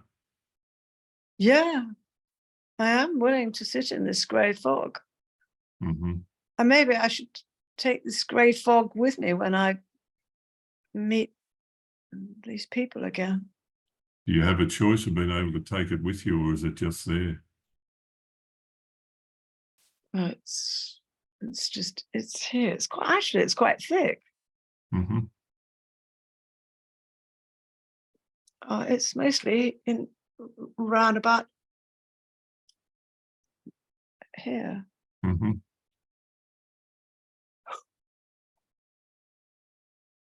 Well, you said it's mostly round about here, so is part of it thinner or thicker? It's thicker. It's really thick in front of my heart. Ah. Hmm. It's really thick. It sort of doesn't go above my head. Mm-hmm. It's in around my middle. Mm-hmm. So it's around your heart. So that's just feel the thickness there. Is it around your heart, or is it in and through your heart as well? It's in my solar plexus and mostly around my solar plexus. Sorry? Sorry, I think it was just a noise. It's in your solar plexus. Mm-hmm.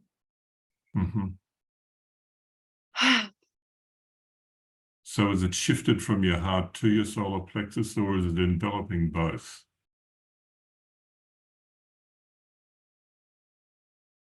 It's enveloping. I would say it's just below my heart, solar plexus heart. Mm-hmm. So this is shifting around a little, is it, or is it just becoming a little clearer as to what it is and where it is?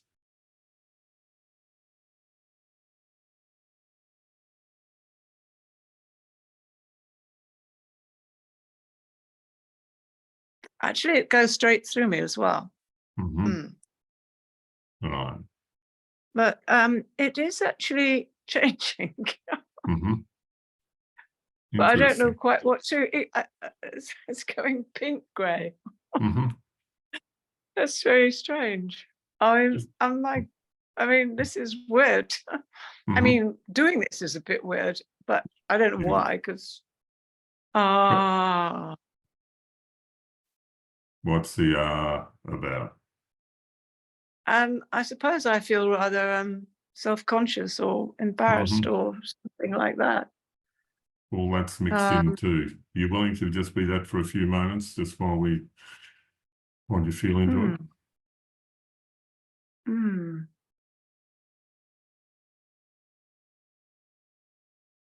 This grey fog that's now pinkish. Yeah, it's gone more pink. Did you do that, or did it just happen? I don't know. I just noticed there was a pink in there. That's all we've got to do, just notice it.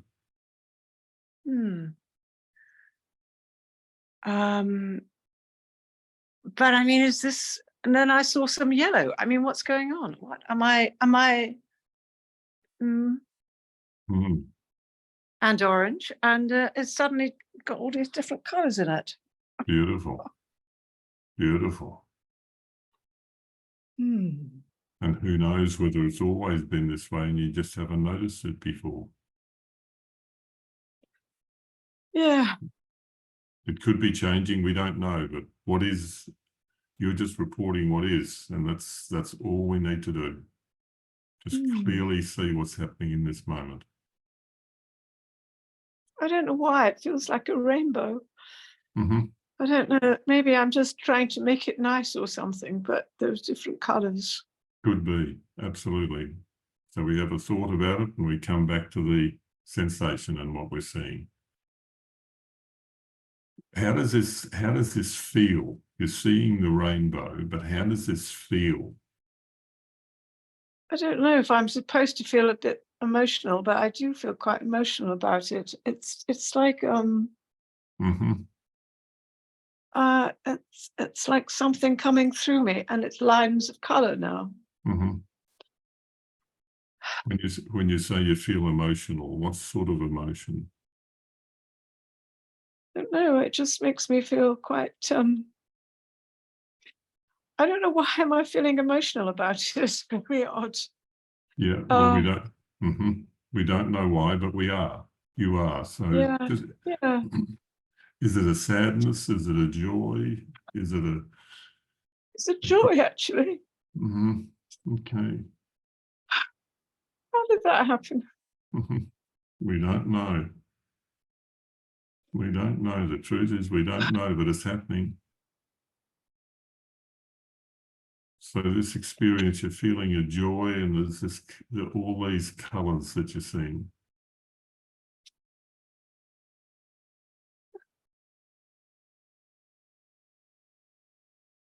Mm. That's beautiful.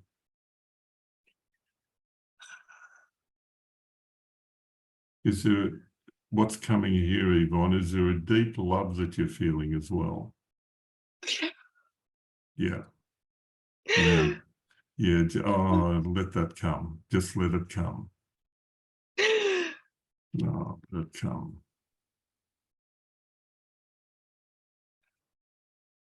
Let it come. It's just been waiting to just let you know it's there. That's all. When did that happen? We don't know. Just keep with it. Just gently, gently let it be.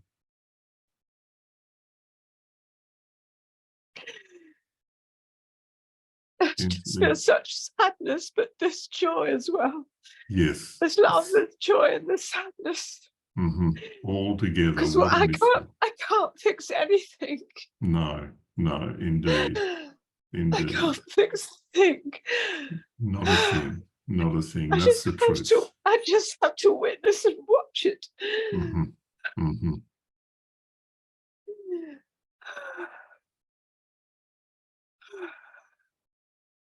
And perhaps that's exactly what life is showing. We just have to witness and watch it.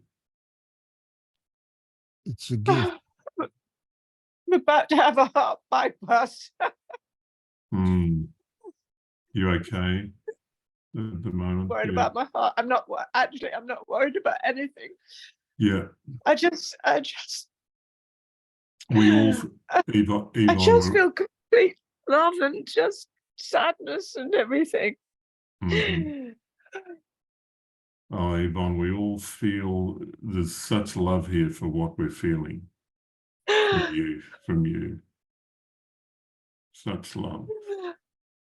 Oh, Yvonne, just let it be. Thank you. This, How the hell did that happen? indeed. Well, you just let things be. You just let things be, and it showed itself. This has been held in for a long time, hasn't it? This has been held in forever.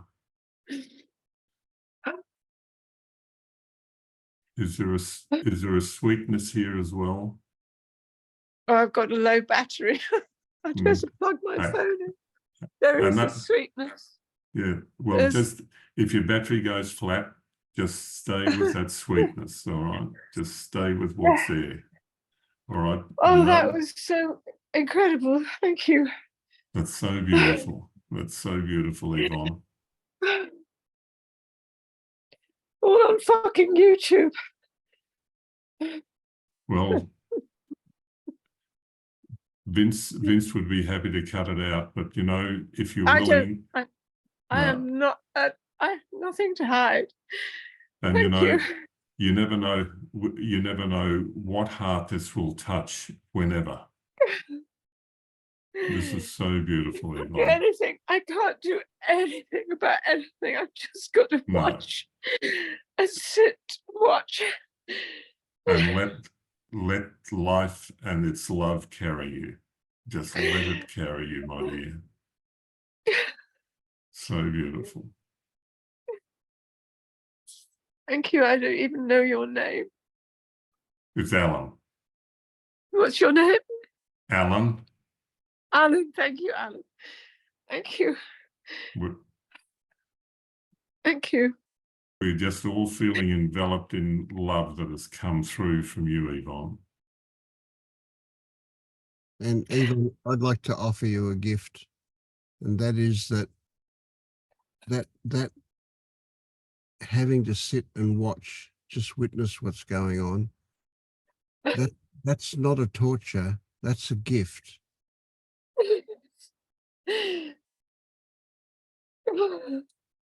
if you can see gift, there is wonderful things that can come out of it. Yeah. Why do we all get so fucked up? Because we're human. Yeah. Yeah. Let me just say this, Yvonne. This is Yeah. this is one of the best pre-medications you could have taken for your upcoming heart surgery. Yeah. It is. There's a bit of an irony there, and maybe before this, there was a lot of heart bypassing already happening. Yes, probably. Thank you. Oh, I would give you a sort of namaste, but my other hand's holding the phone. it's beautiful. Yeah. Mm. Thank you, all of you. Thank you so much. Beautiful. Yeah, thank you. Mm.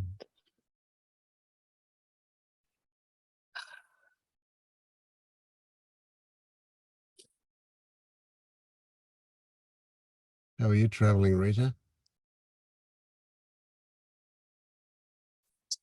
Oh, hi. I'm okay. Much love, Yvonne. No, it was beautiful. I'm quite moved. It's like it's like I could feel you all the way to Norway. Yeah. I wasn't expecting that. I was not expecting that to happen. You're beautiful. Thank you. Yeah. Oh. Oh.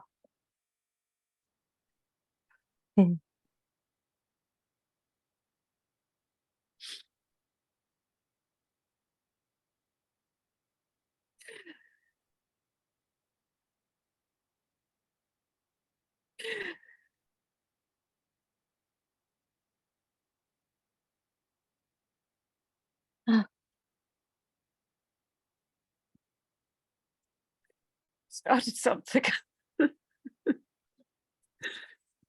My phone down. Oh. I can't. It's attached. It's thing.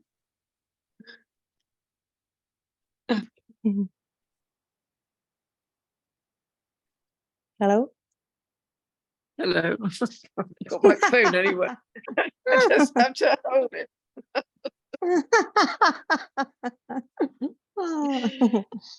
I'm stuck with the phone in my hand. Oh, well, thank you, all of you.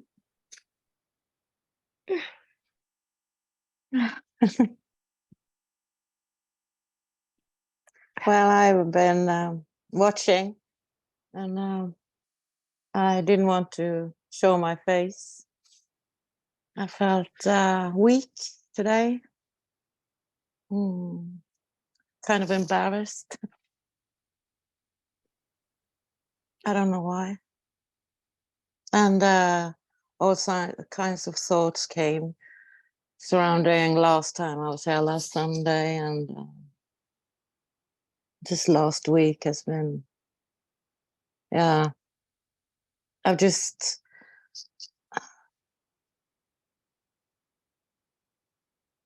been seeing and recognizing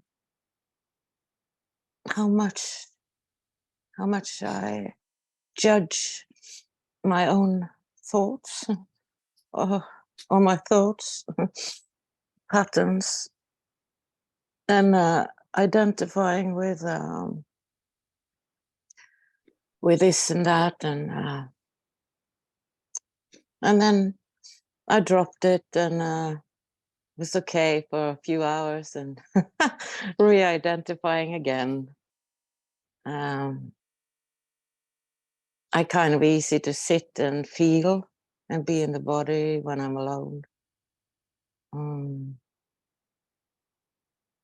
And when you watch me,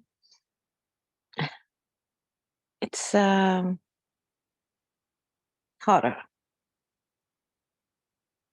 But that's okay. I guess it's okay to be a bit insecure. Yeah. Yeah. To doubt them. Yeah, totally insecure. Yeah. It's,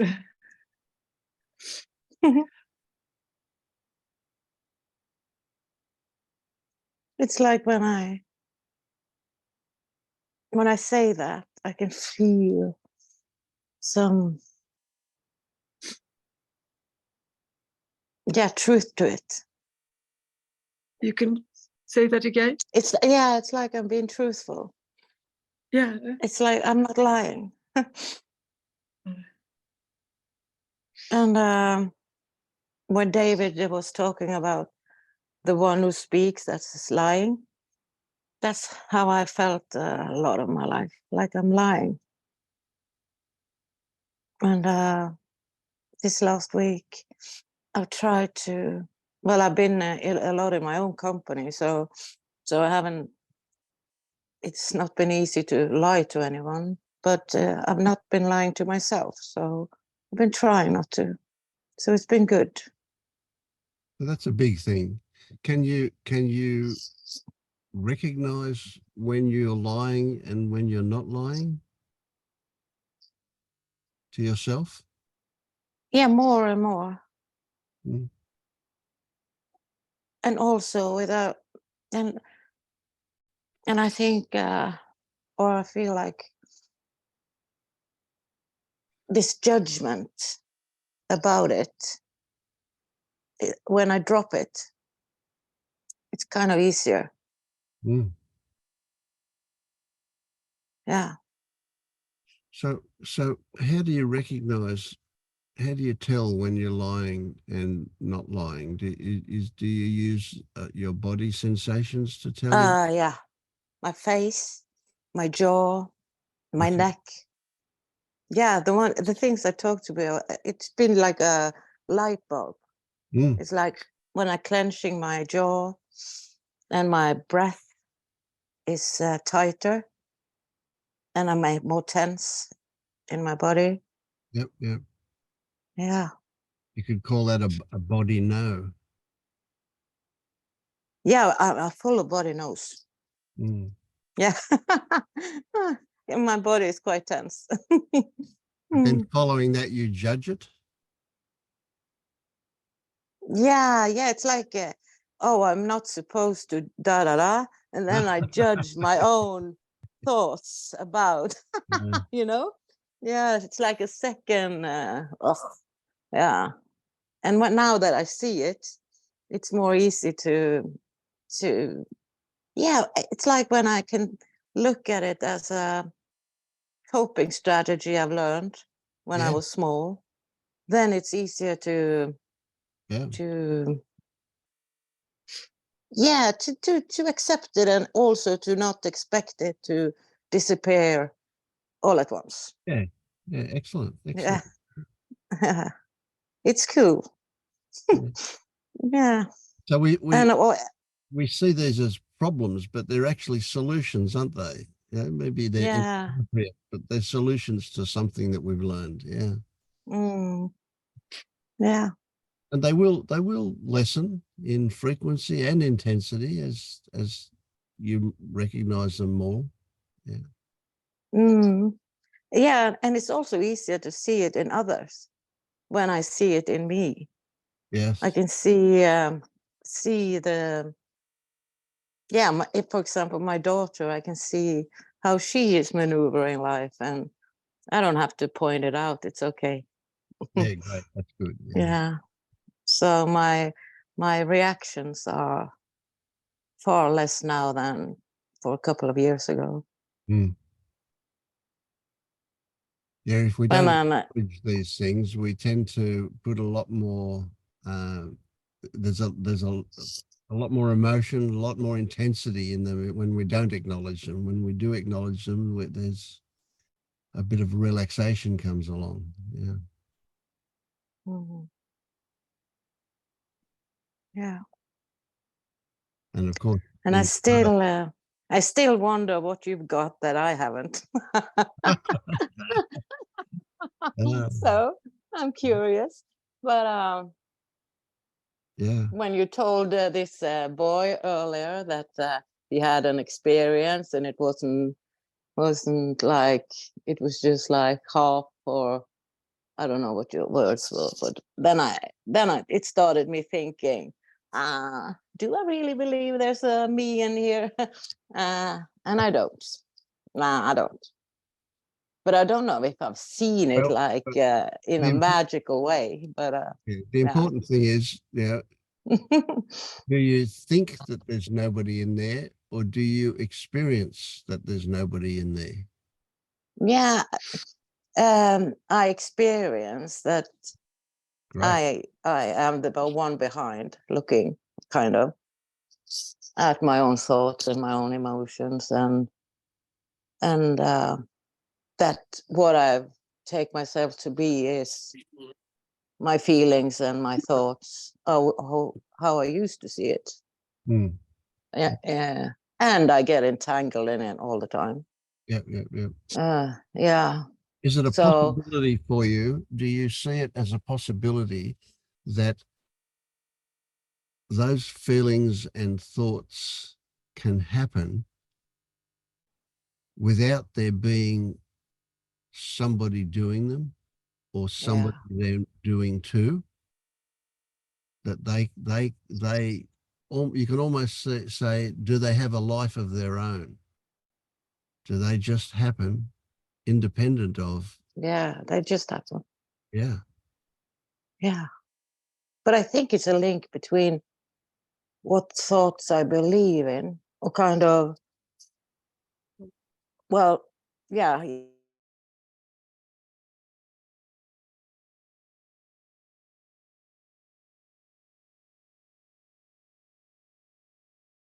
I think you just locked up.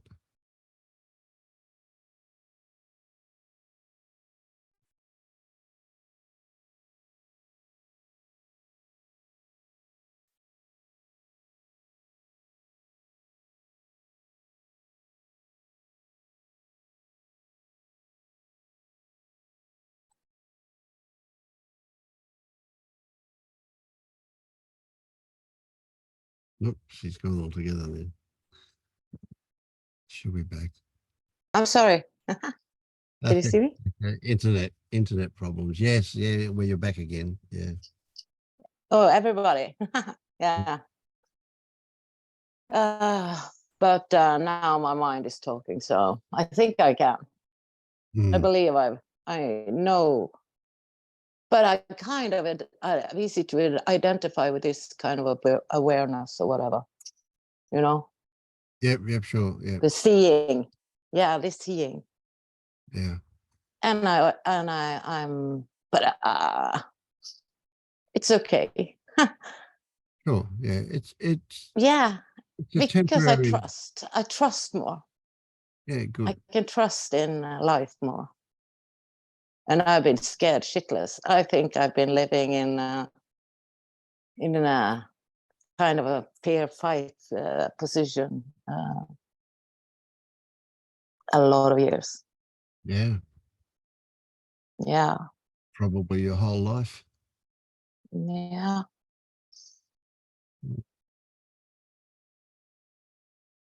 So identifying with that who sees what's going on, is that what you're saying you do? Well, I don't know who's watching, what's all this behind. I can't definitely say that. Yeah. I'm not I don't know who I am. Exactly. But I'm speaking as Rita, you know. And I kind of have my some things I'm good at, some things I'm not so good at, and that's kind of, we are different in kind of, when you say it's no world and all everything is that we don't, then yeah, it's a world for me. I can see it. It's out there. It's a planet. Mm. I'm working on it. Yeah. Yeah. And being relaxed about it is the best way to clarify. Yeah. Mm. Yeah, I think so. Mm. I can't lie. I'm kind of, yeah, I thought I was relaxed about death actually, but I'm not. Because I have dreams about dying. And I've dreamt that when I die,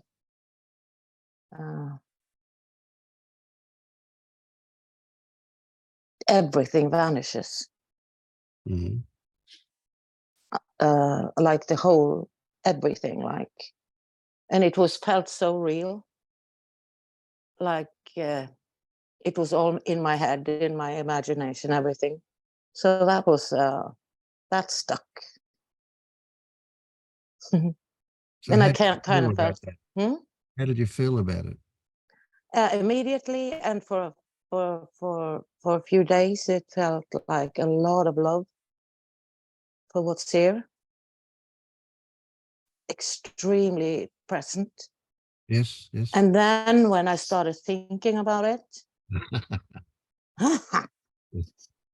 Yeah. yeah. So,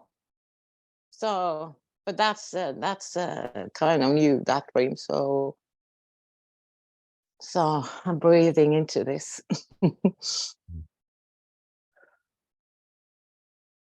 Maybe I was shown something in this dream. I don't know.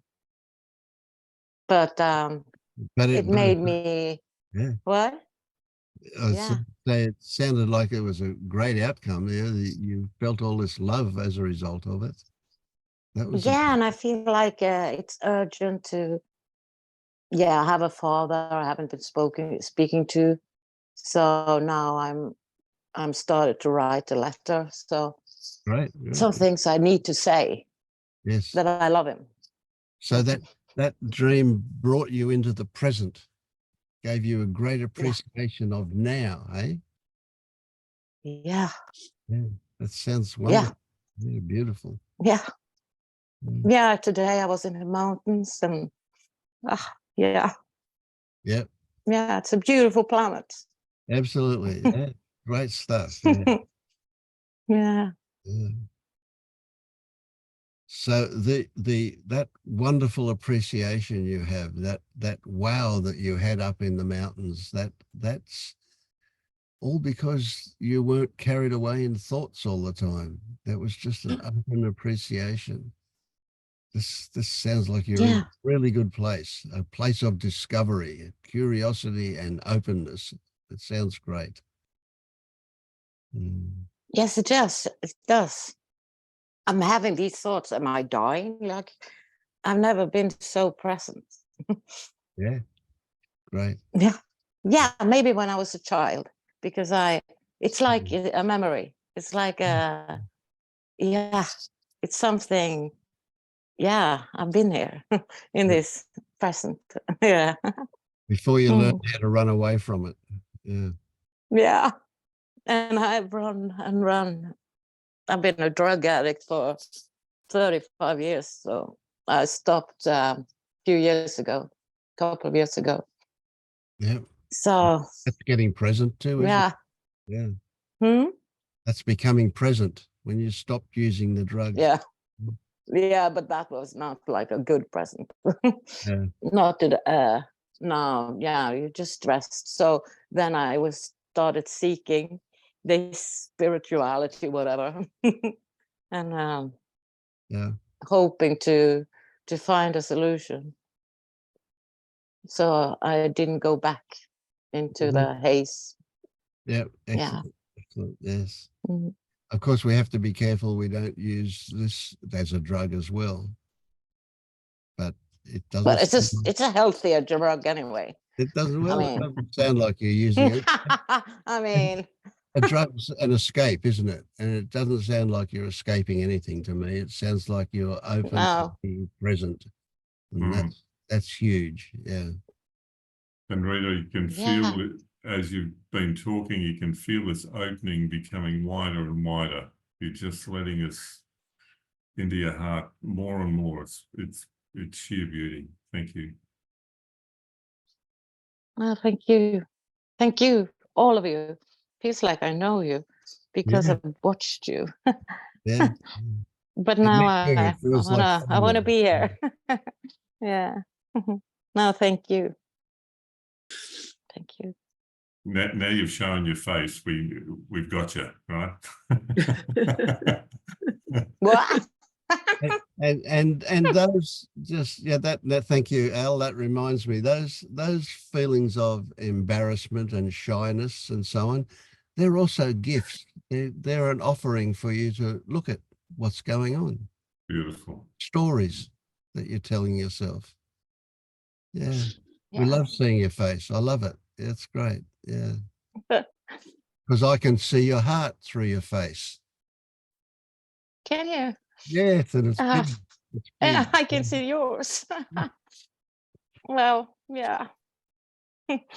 So those feelings of embarrassment, Rita, are they still there right now, like they were a little while ago? No, I just got a flash of memories, all these years of hiding Mm-hmm. with my hoodie. Mm-hmm. Oh, it's no, I don't, I'm no, not like that. Not like it's a, I'm not afraid of being judged, actually, not here. No, no. I feel welcome. Right. Yeah, Yeah. right. You are. You I are. don't, yeah. But it feels raw and naked. Yes. Sure. Yeah. Yeah, but it's good. Yeah. A touch of And authenticity. Mm. Yvonne, she pushed me today. She was beautiful and vulnerable. Mm. Yeah. And So you're touching her now. I can see this. Yeah.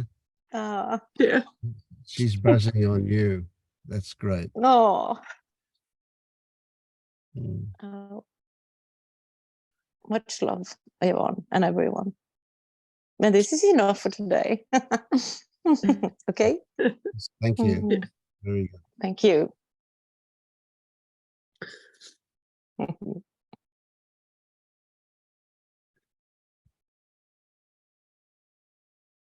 I want to hear you talk, Jane.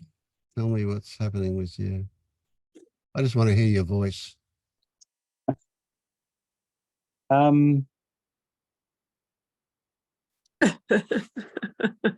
I think first of all, the only thing to say is the amount of love and care that's been here or is here right now is just like, wow. But where I am, I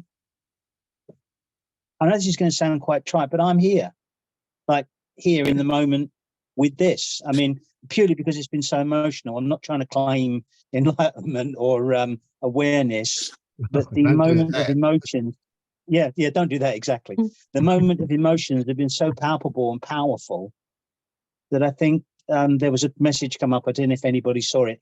David J just said, "Oh, I want to give Yvonne a hug right now." Mm. And that expressed exactly what I was feeling as well. You know, and it's not just, I mean, obviously, Yvonne, it was you were in the moment, but it's just one big group hug, you know, Yeah. just It is, everybody. It is. Yeah. It is. But as I say, being selfish now and coming back to me, I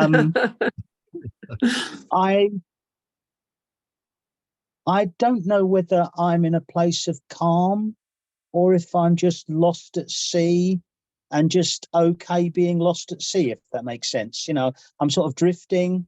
I don't know where I am in terms of this whole journey. You know, it was funny listening to Declan earlier. He's gone now. And he was saying exactly the same things I was saying 3 months ago. Oh, well, intellectually, I get it. And this, and I realized, no, I don't get it. And when I do, or if something happens that makes me feel I get it again, I'll let you know.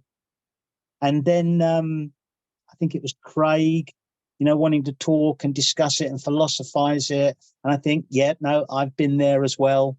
And it's funny that the way everybody does something in this group, I can see parts of myself in it. So that's where I am. Just, you ask people how they're traveling, and people say lightly or whatever. I think I'm traveling slowly, would be the only way I could describe myself at the moment. And I'm trying to be very careful with words, because the words can be a barrier. I don't know how to express it. I know, like when we say you love someone, in whatever form, whether that's platonic love or sexual love, there's so much in that.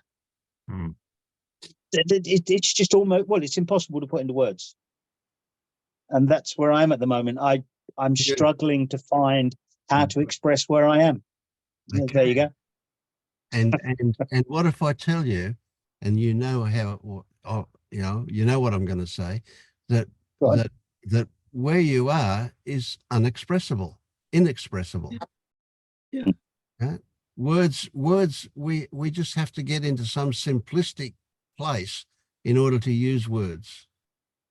The actuality, the world that we're pointing to here is so detailed and so complex that words can't even begin to do it justice. Yeah. It's all at a feeling level. Yeah. And even just saying yes doesn't feel enough. That's right. But that smile, that says a way more than the words. Yes, it does. It does. Yeah.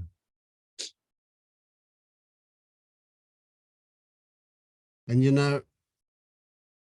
James, when you get it, you'll realize that there's nothing to get. And no one to get it. Yes.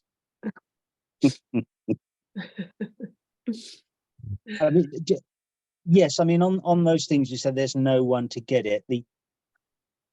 My struggle at the moment, my battle with myself, is that the more I look, or this illusion of self, my battle with this self-illusion is that the more I look, and this was at Alan's instigation a couple of weeks ago, because I'd stopped sort of looking and I was thinking more than looking.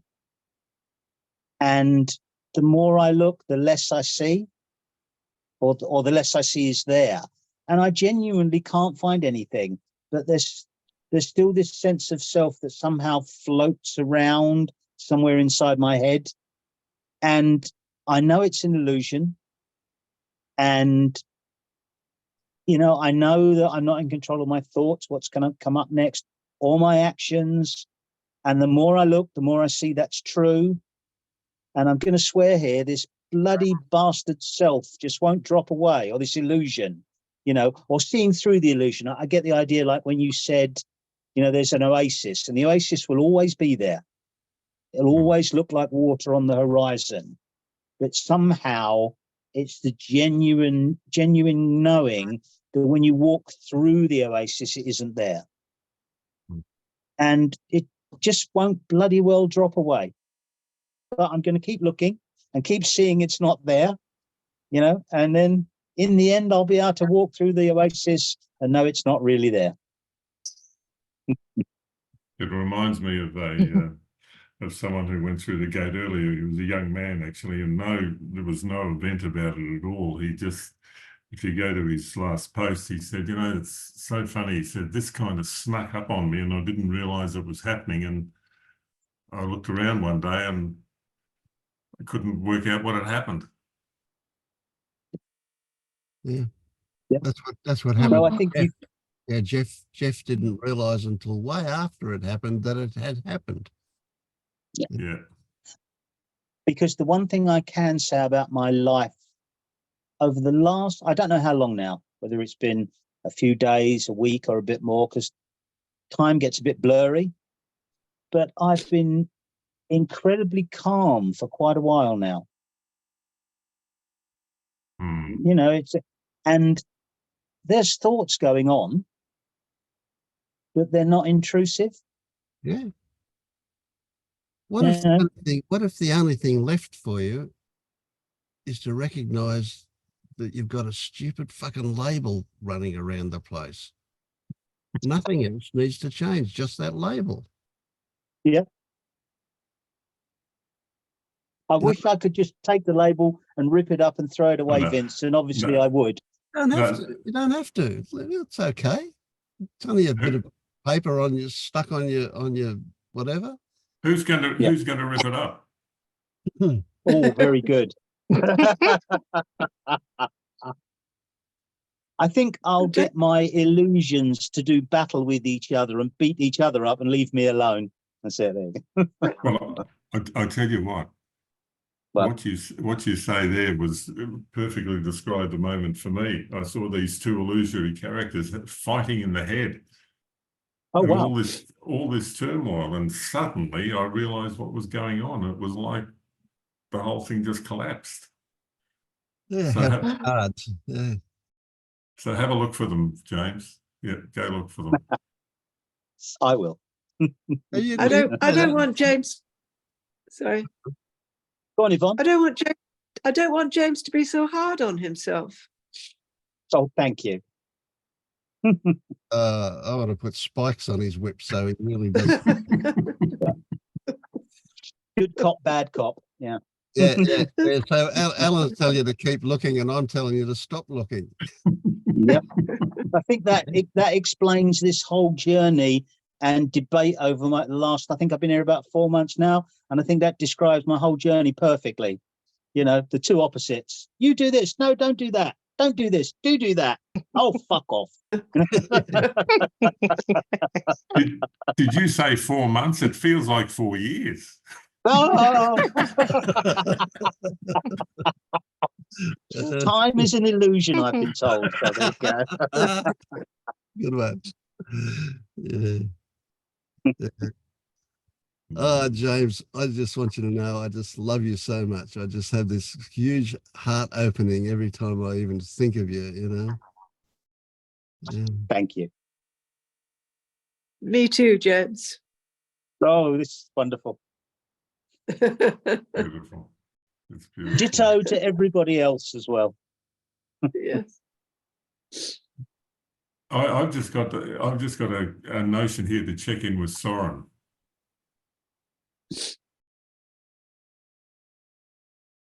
Well, that pulled me out of that.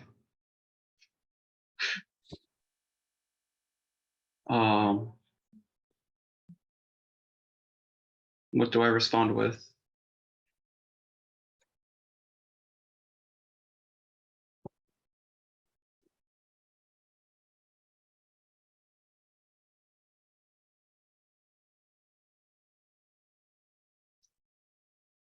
Hello, my mic is working, right?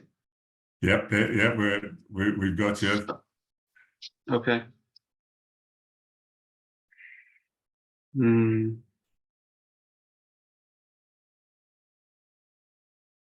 So a lot of fluctuations over the course of the call. There's tensions, a lot of body tensions, doubts. Then there was the call with Craig. Then I fell asleep a little bit.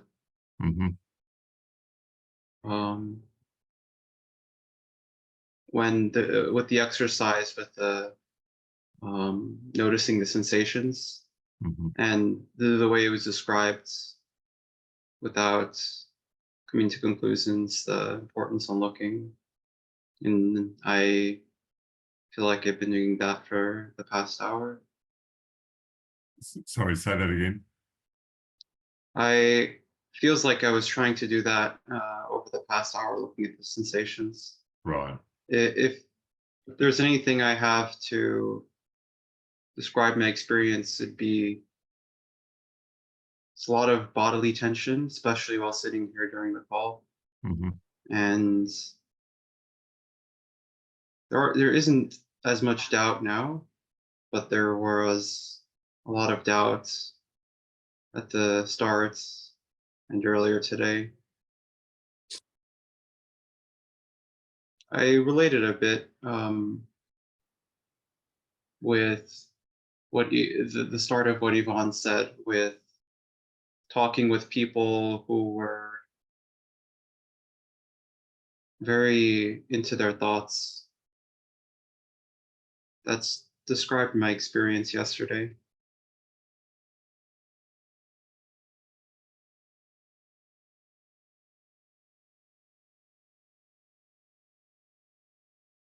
A lot of tension now. Yeah, you can feel into it. Yes. It's Just always my lower back. Yes. Just let it, it's like just watching a flower opening. Just let it, give it the freedom to express itself.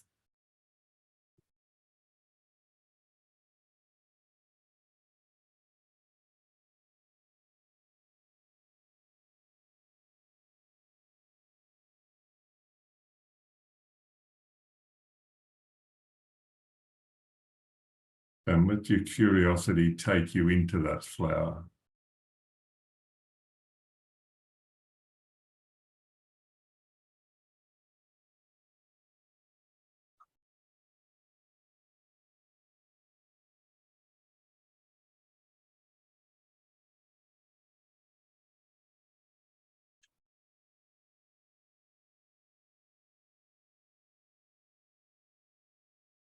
And without philosophizing, this is the present moment. It's just this unfolding of moment by moment. And right now there's a sensation that's really this moment. Just let it flower. I just get the sense, Soren, that you're really letting yourself sink into this. So just let that continue to happen, okay?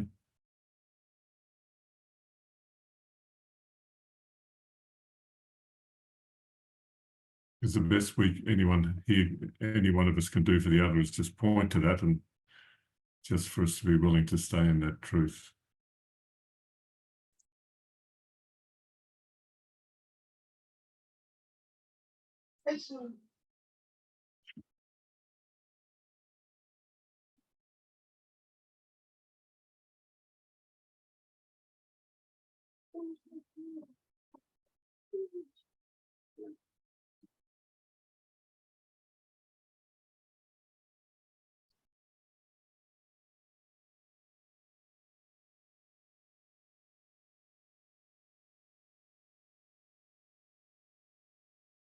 Is there any notion of a me being here at all?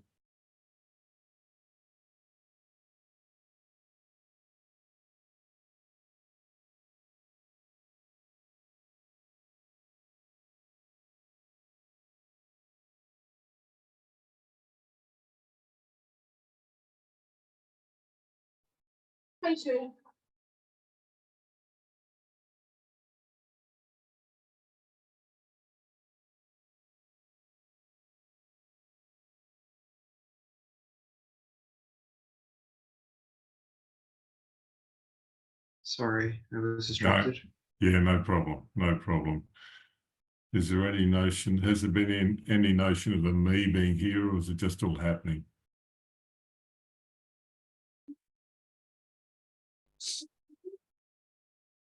It feels like the me is the tension, the sensation.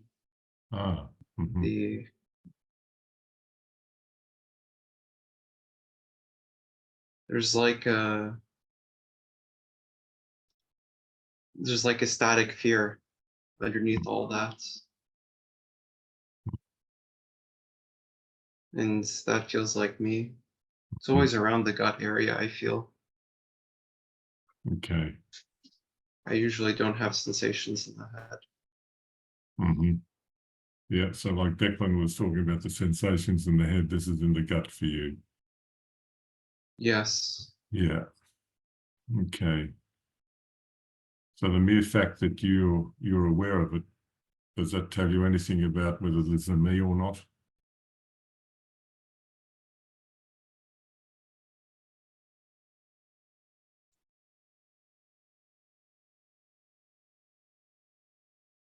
It doesn't feel like it tells me anything. Mm-hmm.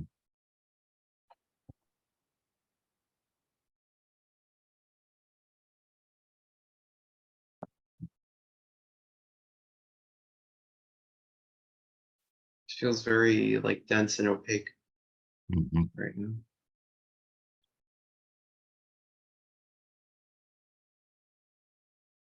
Sometimes these sensations, they change very quickly, and other times it's not so quick, even hours or days, weeks sometimes as we sit with them. But they will change, and the more open and curious we get. And don't try too hard, Soren.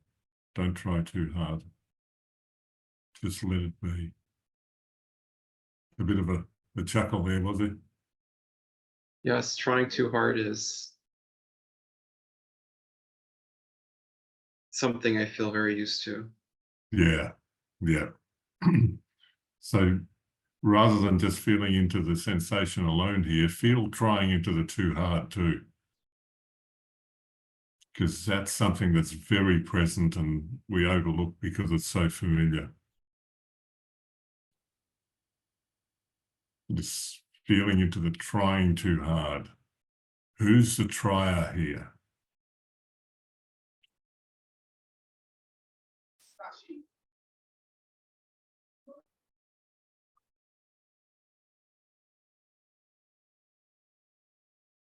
What is it that's telling you that you've got to try hard?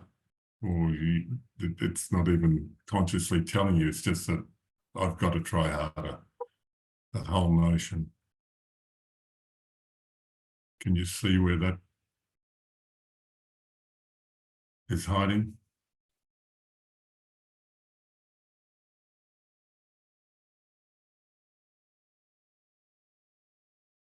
No, it feels like a given. Mm-hmm. But it is felt, even though it's a given, it is felt, is it not? Same thing.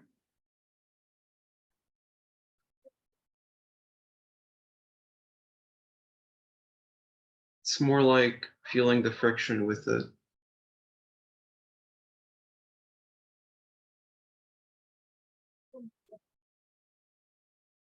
Feeling the friction that seems to be associated with it. It's like the body is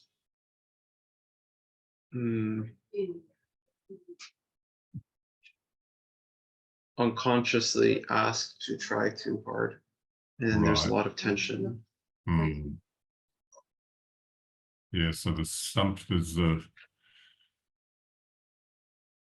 that you're not conscious of that's asking it. Okay.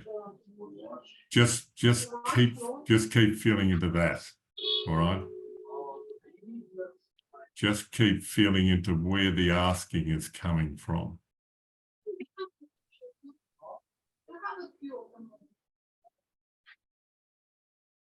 Without trying too hard again.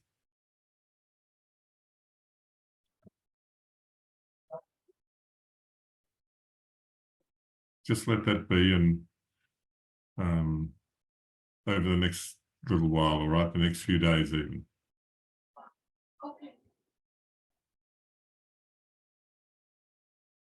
You willing to do that? Yes. Beautiful. Let us know what happens.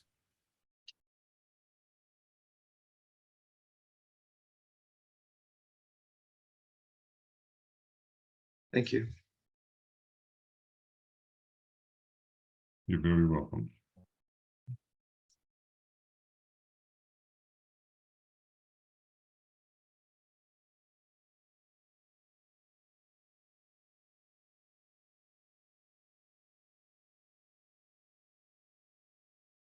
Any changes happen for you, Don?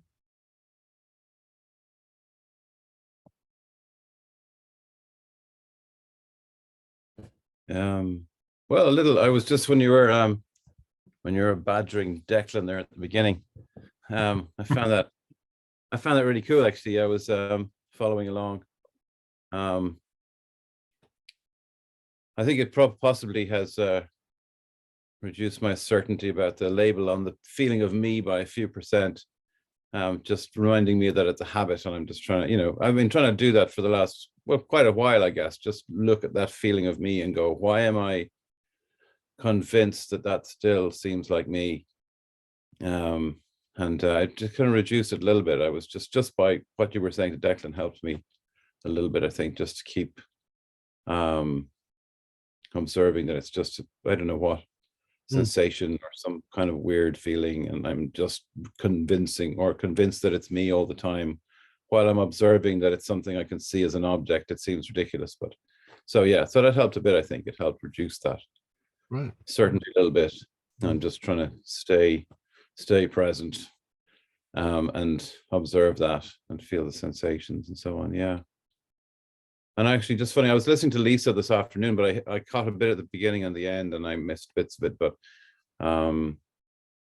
she said something. Okay, maybe I shouldn't even say, because I didn't even hear it properly. But she said something about, what did she say? Something about that love was only possible because everything always changed, and we had to give everything back to God continuously, and it was always constant heartbreak, and that's the only way love could exist, or something like this. I don't know. And when whoever Alan was talking to Yvonne earlier on, I was like, oh gosh, that sounds like the same thing. You can't control anything, you can't do anything about anything, you have to just allow everything to be the way it is. Something like that kind of caught me a bit. I have, not that I've got it, but no, let's not go. I've just sort of, I heard it, I felt it just a little bit, so yeah. Got a bit of James in you there.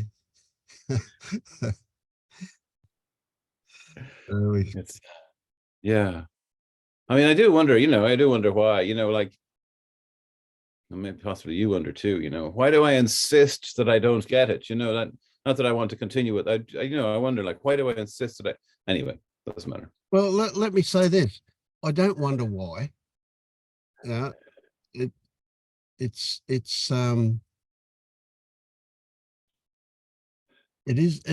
just is.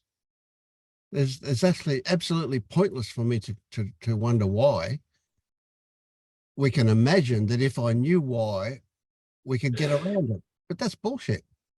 That's not true. So I don't wonder why. The fact that it's there is the fact that it's there. But what it is, that's the interesting thing. Just what is it? What is there? And when we see what is there, it will simply dissolve. Always you can take it as a meme, but always the why and the how questions are total diversions. Absolutely rabbit holes that have got no value whatsoever to go down. Yeah. So I mean, maybe yeah. Okay. Yeah, I could be making an excuse, right? Maybe, but I mean, I guess when I say why, I kind of mean I'm just looking at the mechanism. What am I doing, or something? I don't know. Yeah, you're looking at what? Yeah, that's. I'm not trying to. Hopefully, not trying to get into a discussion with myself about it. I'm just trying to. I think trying to see what I'm doing, or what's happening, or here's a belief that I know isn't true. What the hell is going on? What am I doing? What am I doing? What's why? Or what? I say why, but yeah, but.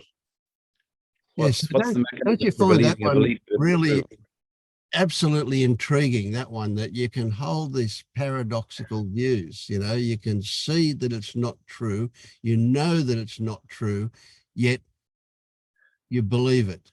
And not only do you believe it, but there is another story there that says you are compelled to believe it.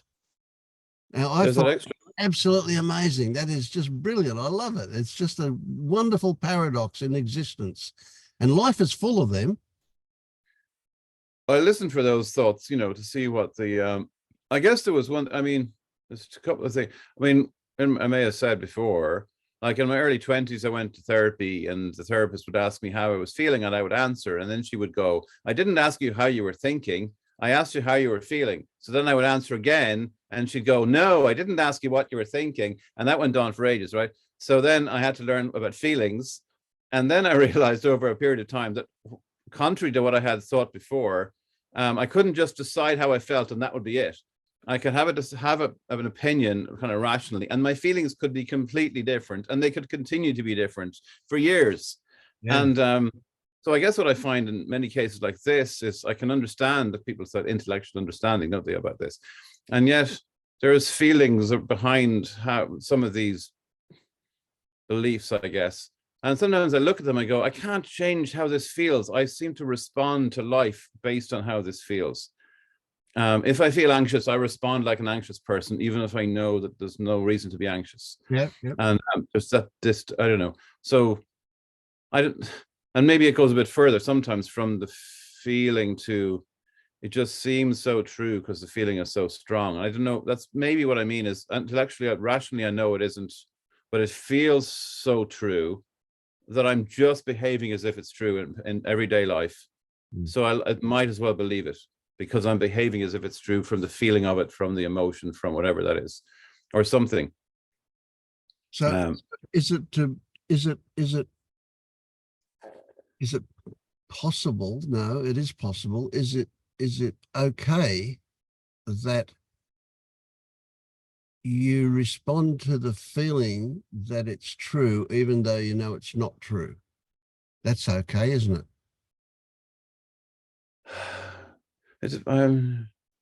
I don't find it to be okay a lot of the time, because if I behave from a feeling of anxiety or low self-esteem or something, and I watch myself doing that, I get pissed off with myself for doing that, or I get negative outcomes in the world from that. Yeah, now that's the story saying it should be different. I have a story saying, Yeah. or like if I have a feeling, like I say, the feeling of me.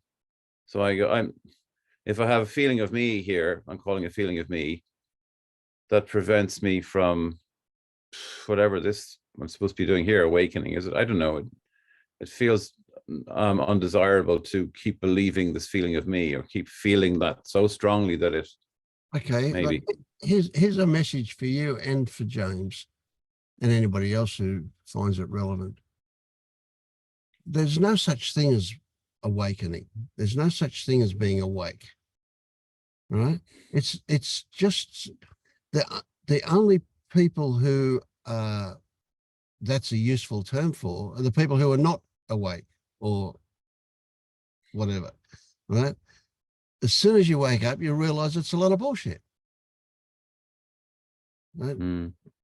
So the idea that there is something to gain, that there is an achievement here, is wrong. It's like you're trying to eat a picture.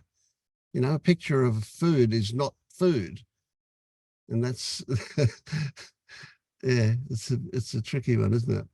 Now, you raised an interesting one for me, Don, and that is I saw a thing, what we call cognitive dissonance. Do you know what cognitive dissonance is? Yeah, I heard you saying that yesterday. Yeah, well, Saturday. That's right. Yeah. But yours is you've got cognitive dissonance is in one way, but not really. We need to invent a whole new term, because I don't know that it exists, and that is that the dissonance that you've got is between your feelings and your feelings. So you're holding two paradoxical views there too. I mean, not that's the wrong way to say it. Holding views is a thought thing, but you're feeling two contradictory things at the same time, it seems. Sometimes oh gosh. And I stare at this stuff, for hours and hours going, what the hell is this? Yeah. How does this convince me so much? And I'm looking at it for hours going, it's not even true. What's going on? I don't know. I just continue looking at it. I don't know what to do otherwise. Well, one of the things that you'll realize when you wake up and realize that waking up isn't a thing is you'll realize that everything's a mystery. There's no actual answers to any of this stuff. It's all beyond our comprehension. It's all a big mystery. The What's excuse I have happening- for that, I was telling my friend earlier on, even my friend was saying, you're trying too hard. And I was like, Vince would like that. He'd pretty agree with you. But but to understand, my excuse for that is I'm not trying to understand the mystery because I know it's a mystery. I'm trying to understand why my confusion is doing this or how it is. So I'll stop doing the confused nonsense that I do. I don't know. Maybe that's just an excuse. But and again, I don't know, in terms of the fireworks thing that people expect, I'm not sure if I expect a huge amount. I just don't expect to be incredibly depressed and anxious. I don't expect to continue to believe my thoughts so that they freak me out. That's the sort of little bit I want to get from so-called awakening, is not to be. Yep, sure. So there's a thing that happens too with awake people, and that is that when shit happens, it's still shitty, but it's okay. Yeah, that's not a very good explanation of it, but what we do is we open ourselves up to a full range of emotions, a full range of what the human being can experience, and that includes shitty stuff. But shitty stuff is not shitty, you know. It's like it's okay to be there. It's actually got value as well. I remember, I mean, I've said this before, I remember that from such a long time ago, like 24 years ago, and the glimpse I had then. I remember going back to the office the week after that retreat and thinking to myself, gosh, last week, I used to think that guy was an asshole. And you know what? He's still an asshole. I still don't like him. But this week, I don't care. It doesn't matter to me. And then when everything else was like that in my life, it's like, gosh, I still have a credit card bill. I don't like having one, but I don't care. And all those, I mean, it doesn't matter to me anymore. I'm like, there's still problems. I have to solve them, but I'm not stressed by it. I don't really care. It's not really about me. I have to fix it. It's okay. I'm not stressed. You know, it just, all the stuff was exactly the same, and yet it didn't bother me. Yeah. And so that was kind of surprised. That kind of surprised me that there was no big difference. So you know what I'm talking about then, you know, you've actually experienced it. That's great. Yeah. I just forgot how to do that. I don't know how that happened, but anyway. Yeah, that's right. You don't know how it happens. You know, even if there's no doer. And there is no how either. Yeah. Have you ever experienced that one, James?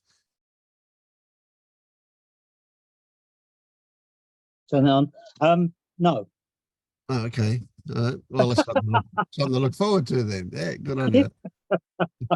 There's something that I noticed that you said earlier, James. You said something about slowing down.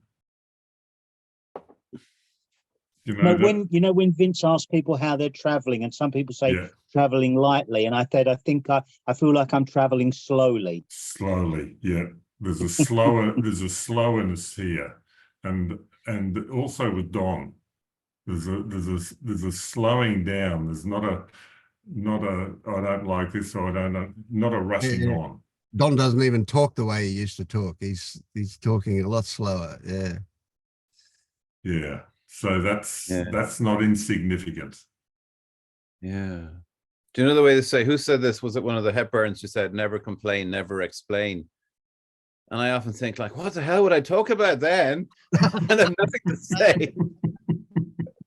Yeah, that's a good one. Yeah, that's one of Panilla's things, you know, explaining, shaming, blaming. They're all the same thing, you know, they're all pretty aggressive stuff, you know.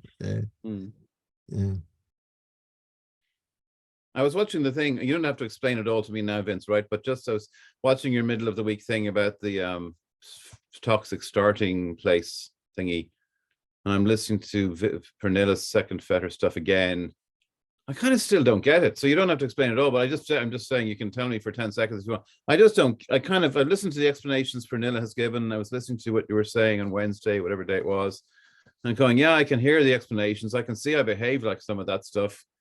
I just don't know what to do about it. Maybe just one of the beliefs I have is I've tried to change behaviors for years by understanding, and just my behaviors don't change. My feelings, I don't know what. I see patterns in my behavior for years or even decades, and things just go on the same way. So I don't know. Maybe that's the reason, but I'm not sure if I grasp what the toxic start. I don't know either. I mean, why it's there.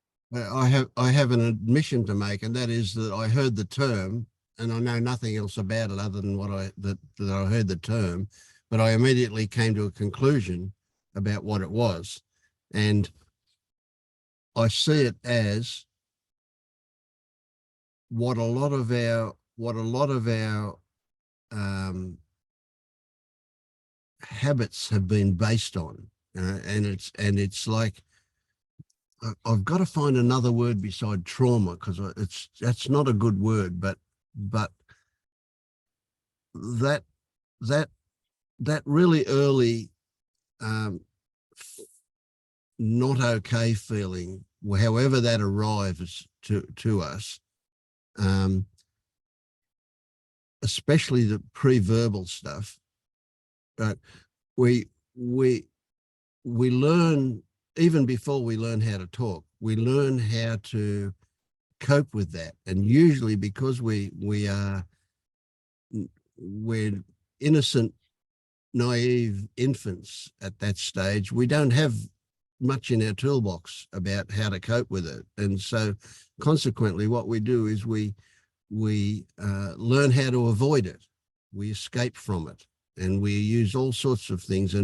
But very, very quickly, they become habitual, those escape mechanisms, whether it's in thinking or whether it's in activity, or however it is that we learn how to escape from that shitty feeling that we don't like, the one that says, we're naughty or we're bad or we're wrong or we're whatever it is that we've learned.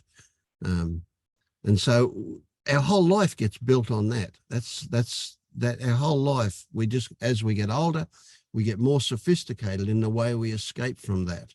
But everything is basically an escape from that one thing. That's how I see the toxic starting point. Yeah. I was thinking a little bit about what you're saying about, anxiety and depression. I mean, I can relate to that, definitely, as a, lifelong anxious, depressive. That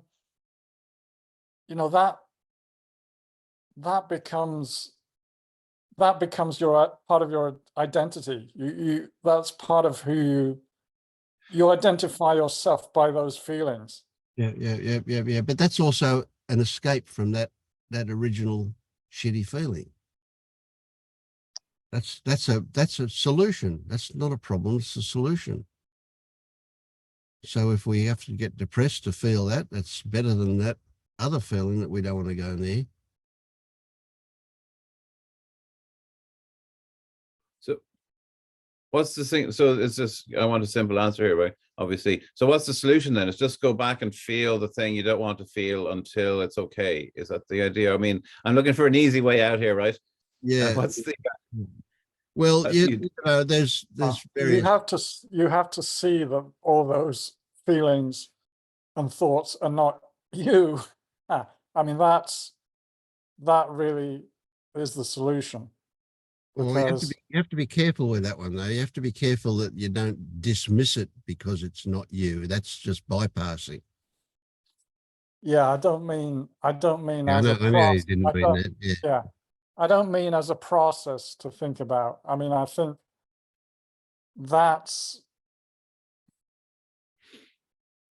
why waking up is in itself it's not a solution to pain, but it's a solution to your relationship with pain. And that's a key point, your relationship. Yeah. It's like, so I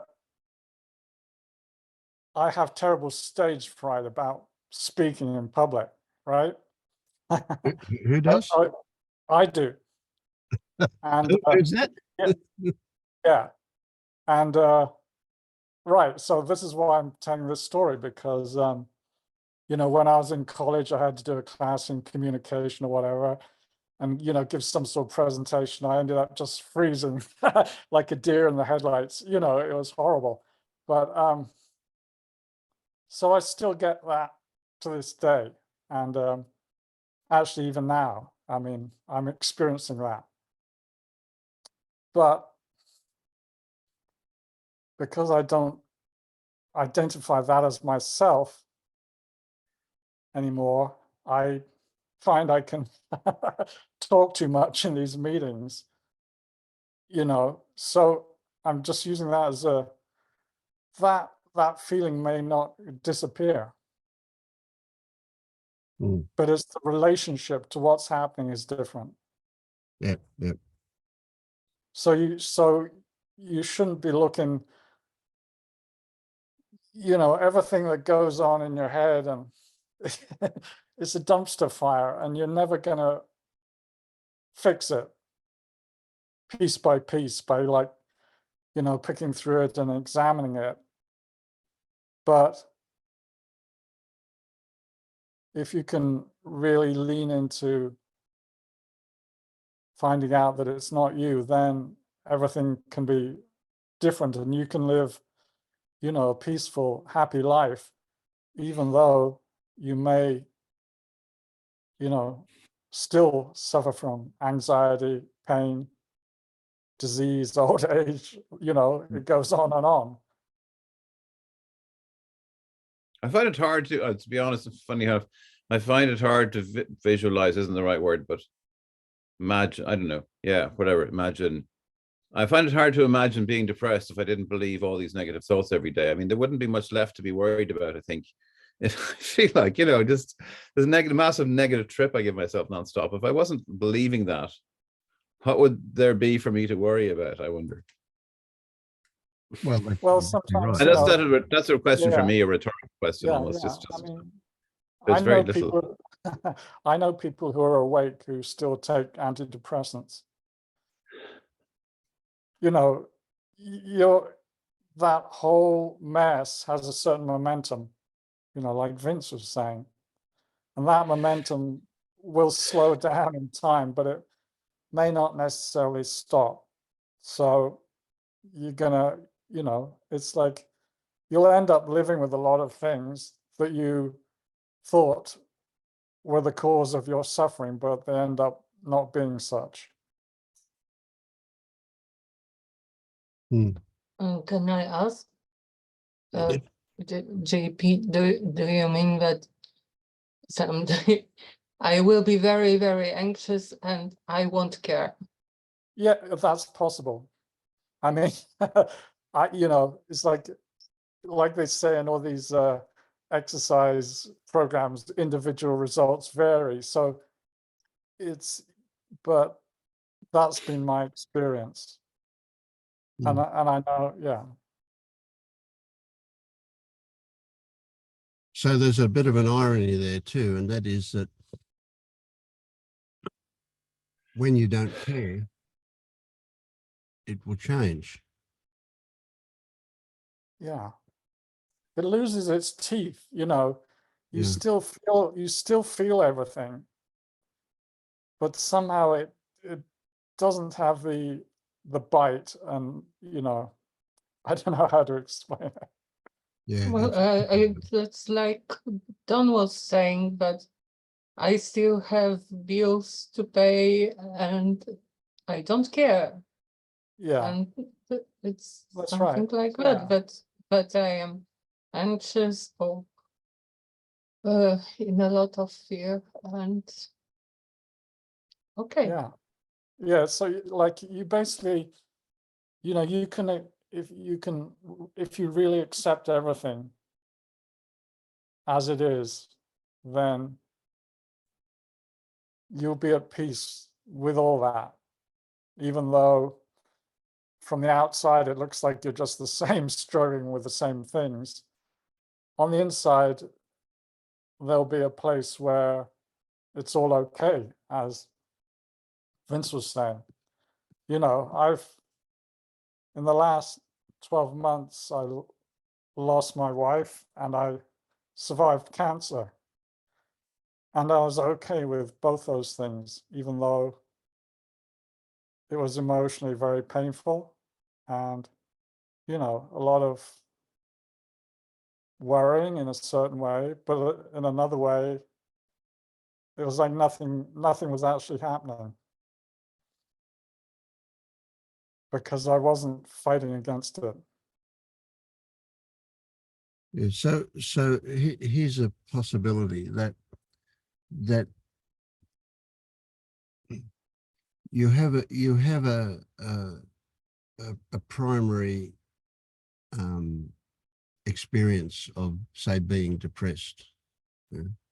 I mean, this gets a bit tricky, but when it's okay, you don't what the Buddhists call the second dart. You don't worry about it, which creates more suffering. You don't tell yourself stories about how it shouldn't be there. You don't worry about possible negative consequences, all of that stuff. So you're not adding to it. You're just living with the primary thing, and that's okay. Whereas before, it wouldn't take very much for you to spiral into a really, really deep place because of all the extra stuff that you add to it. Now you recognize that they're just stories that you don't need to respond to. That's a possibility.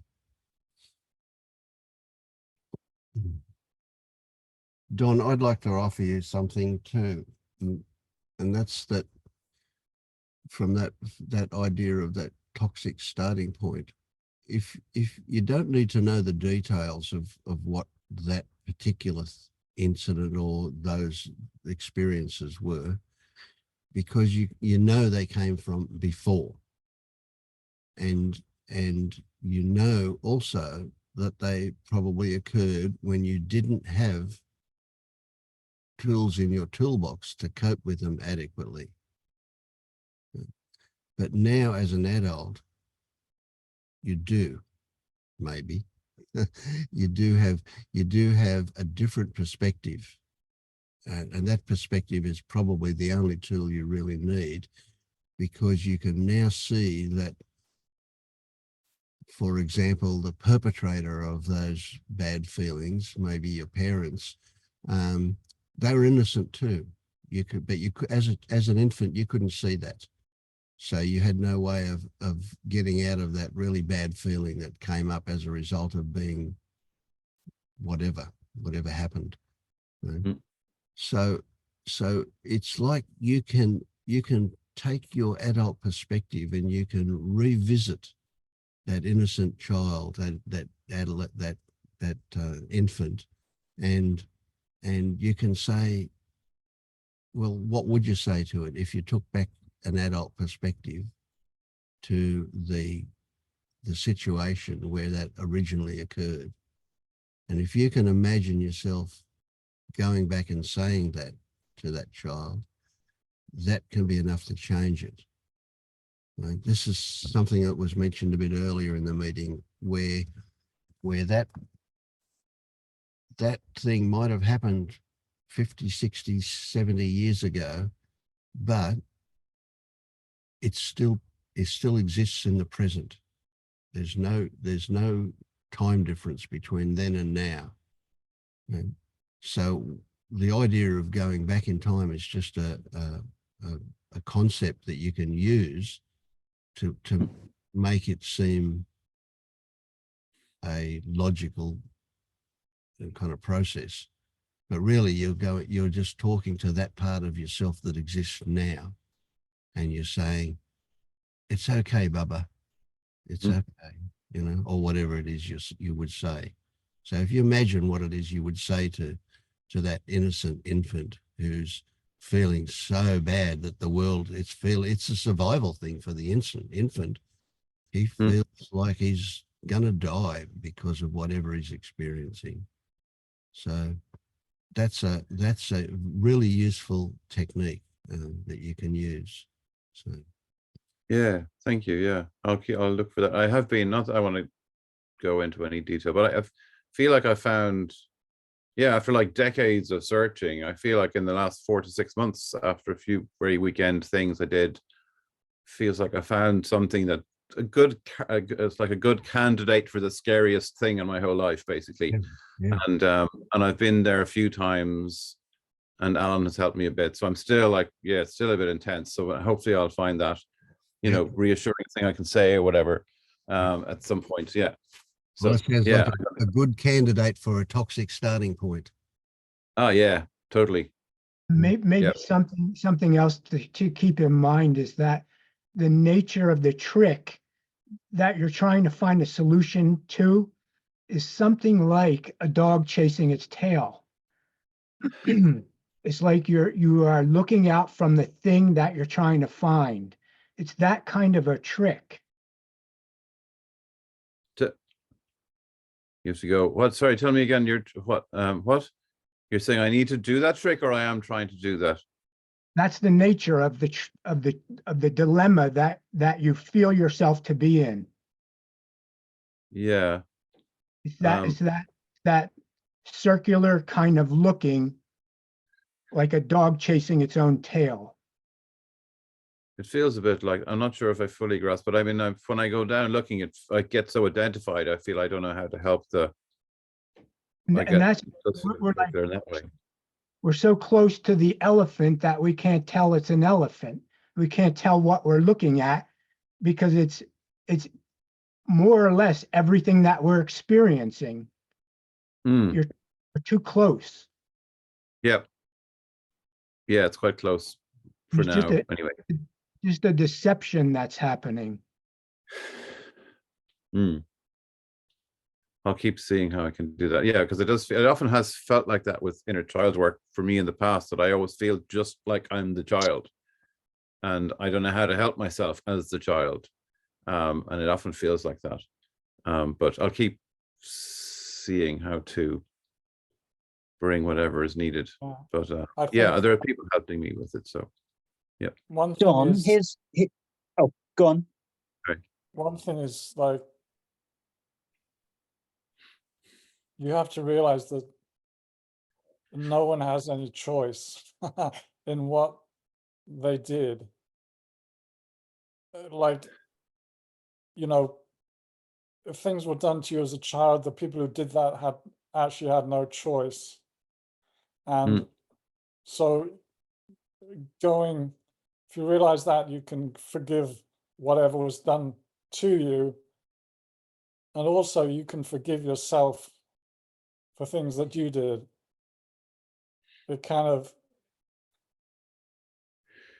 do you see what I mean? Yeah, I guess I can. I guess I was just saying this yesterday, well, Saturday, to Vince. On one hand, I feel like the first step to me is to kind of open up and feel the thing, see the thing and feel the thing properly first, rather than kind of seemingly deny it initially. I know you're not saying that, but I sometimes feel I have to spend some time listening and really hearing what the thing is about, even if it's got blame and all kinds of stuff in it. And then see if forgiveness can arise after I've seen it fully or something like that, if that's possible. Yeah. Yeah, I have to see how I can do that. Yeah.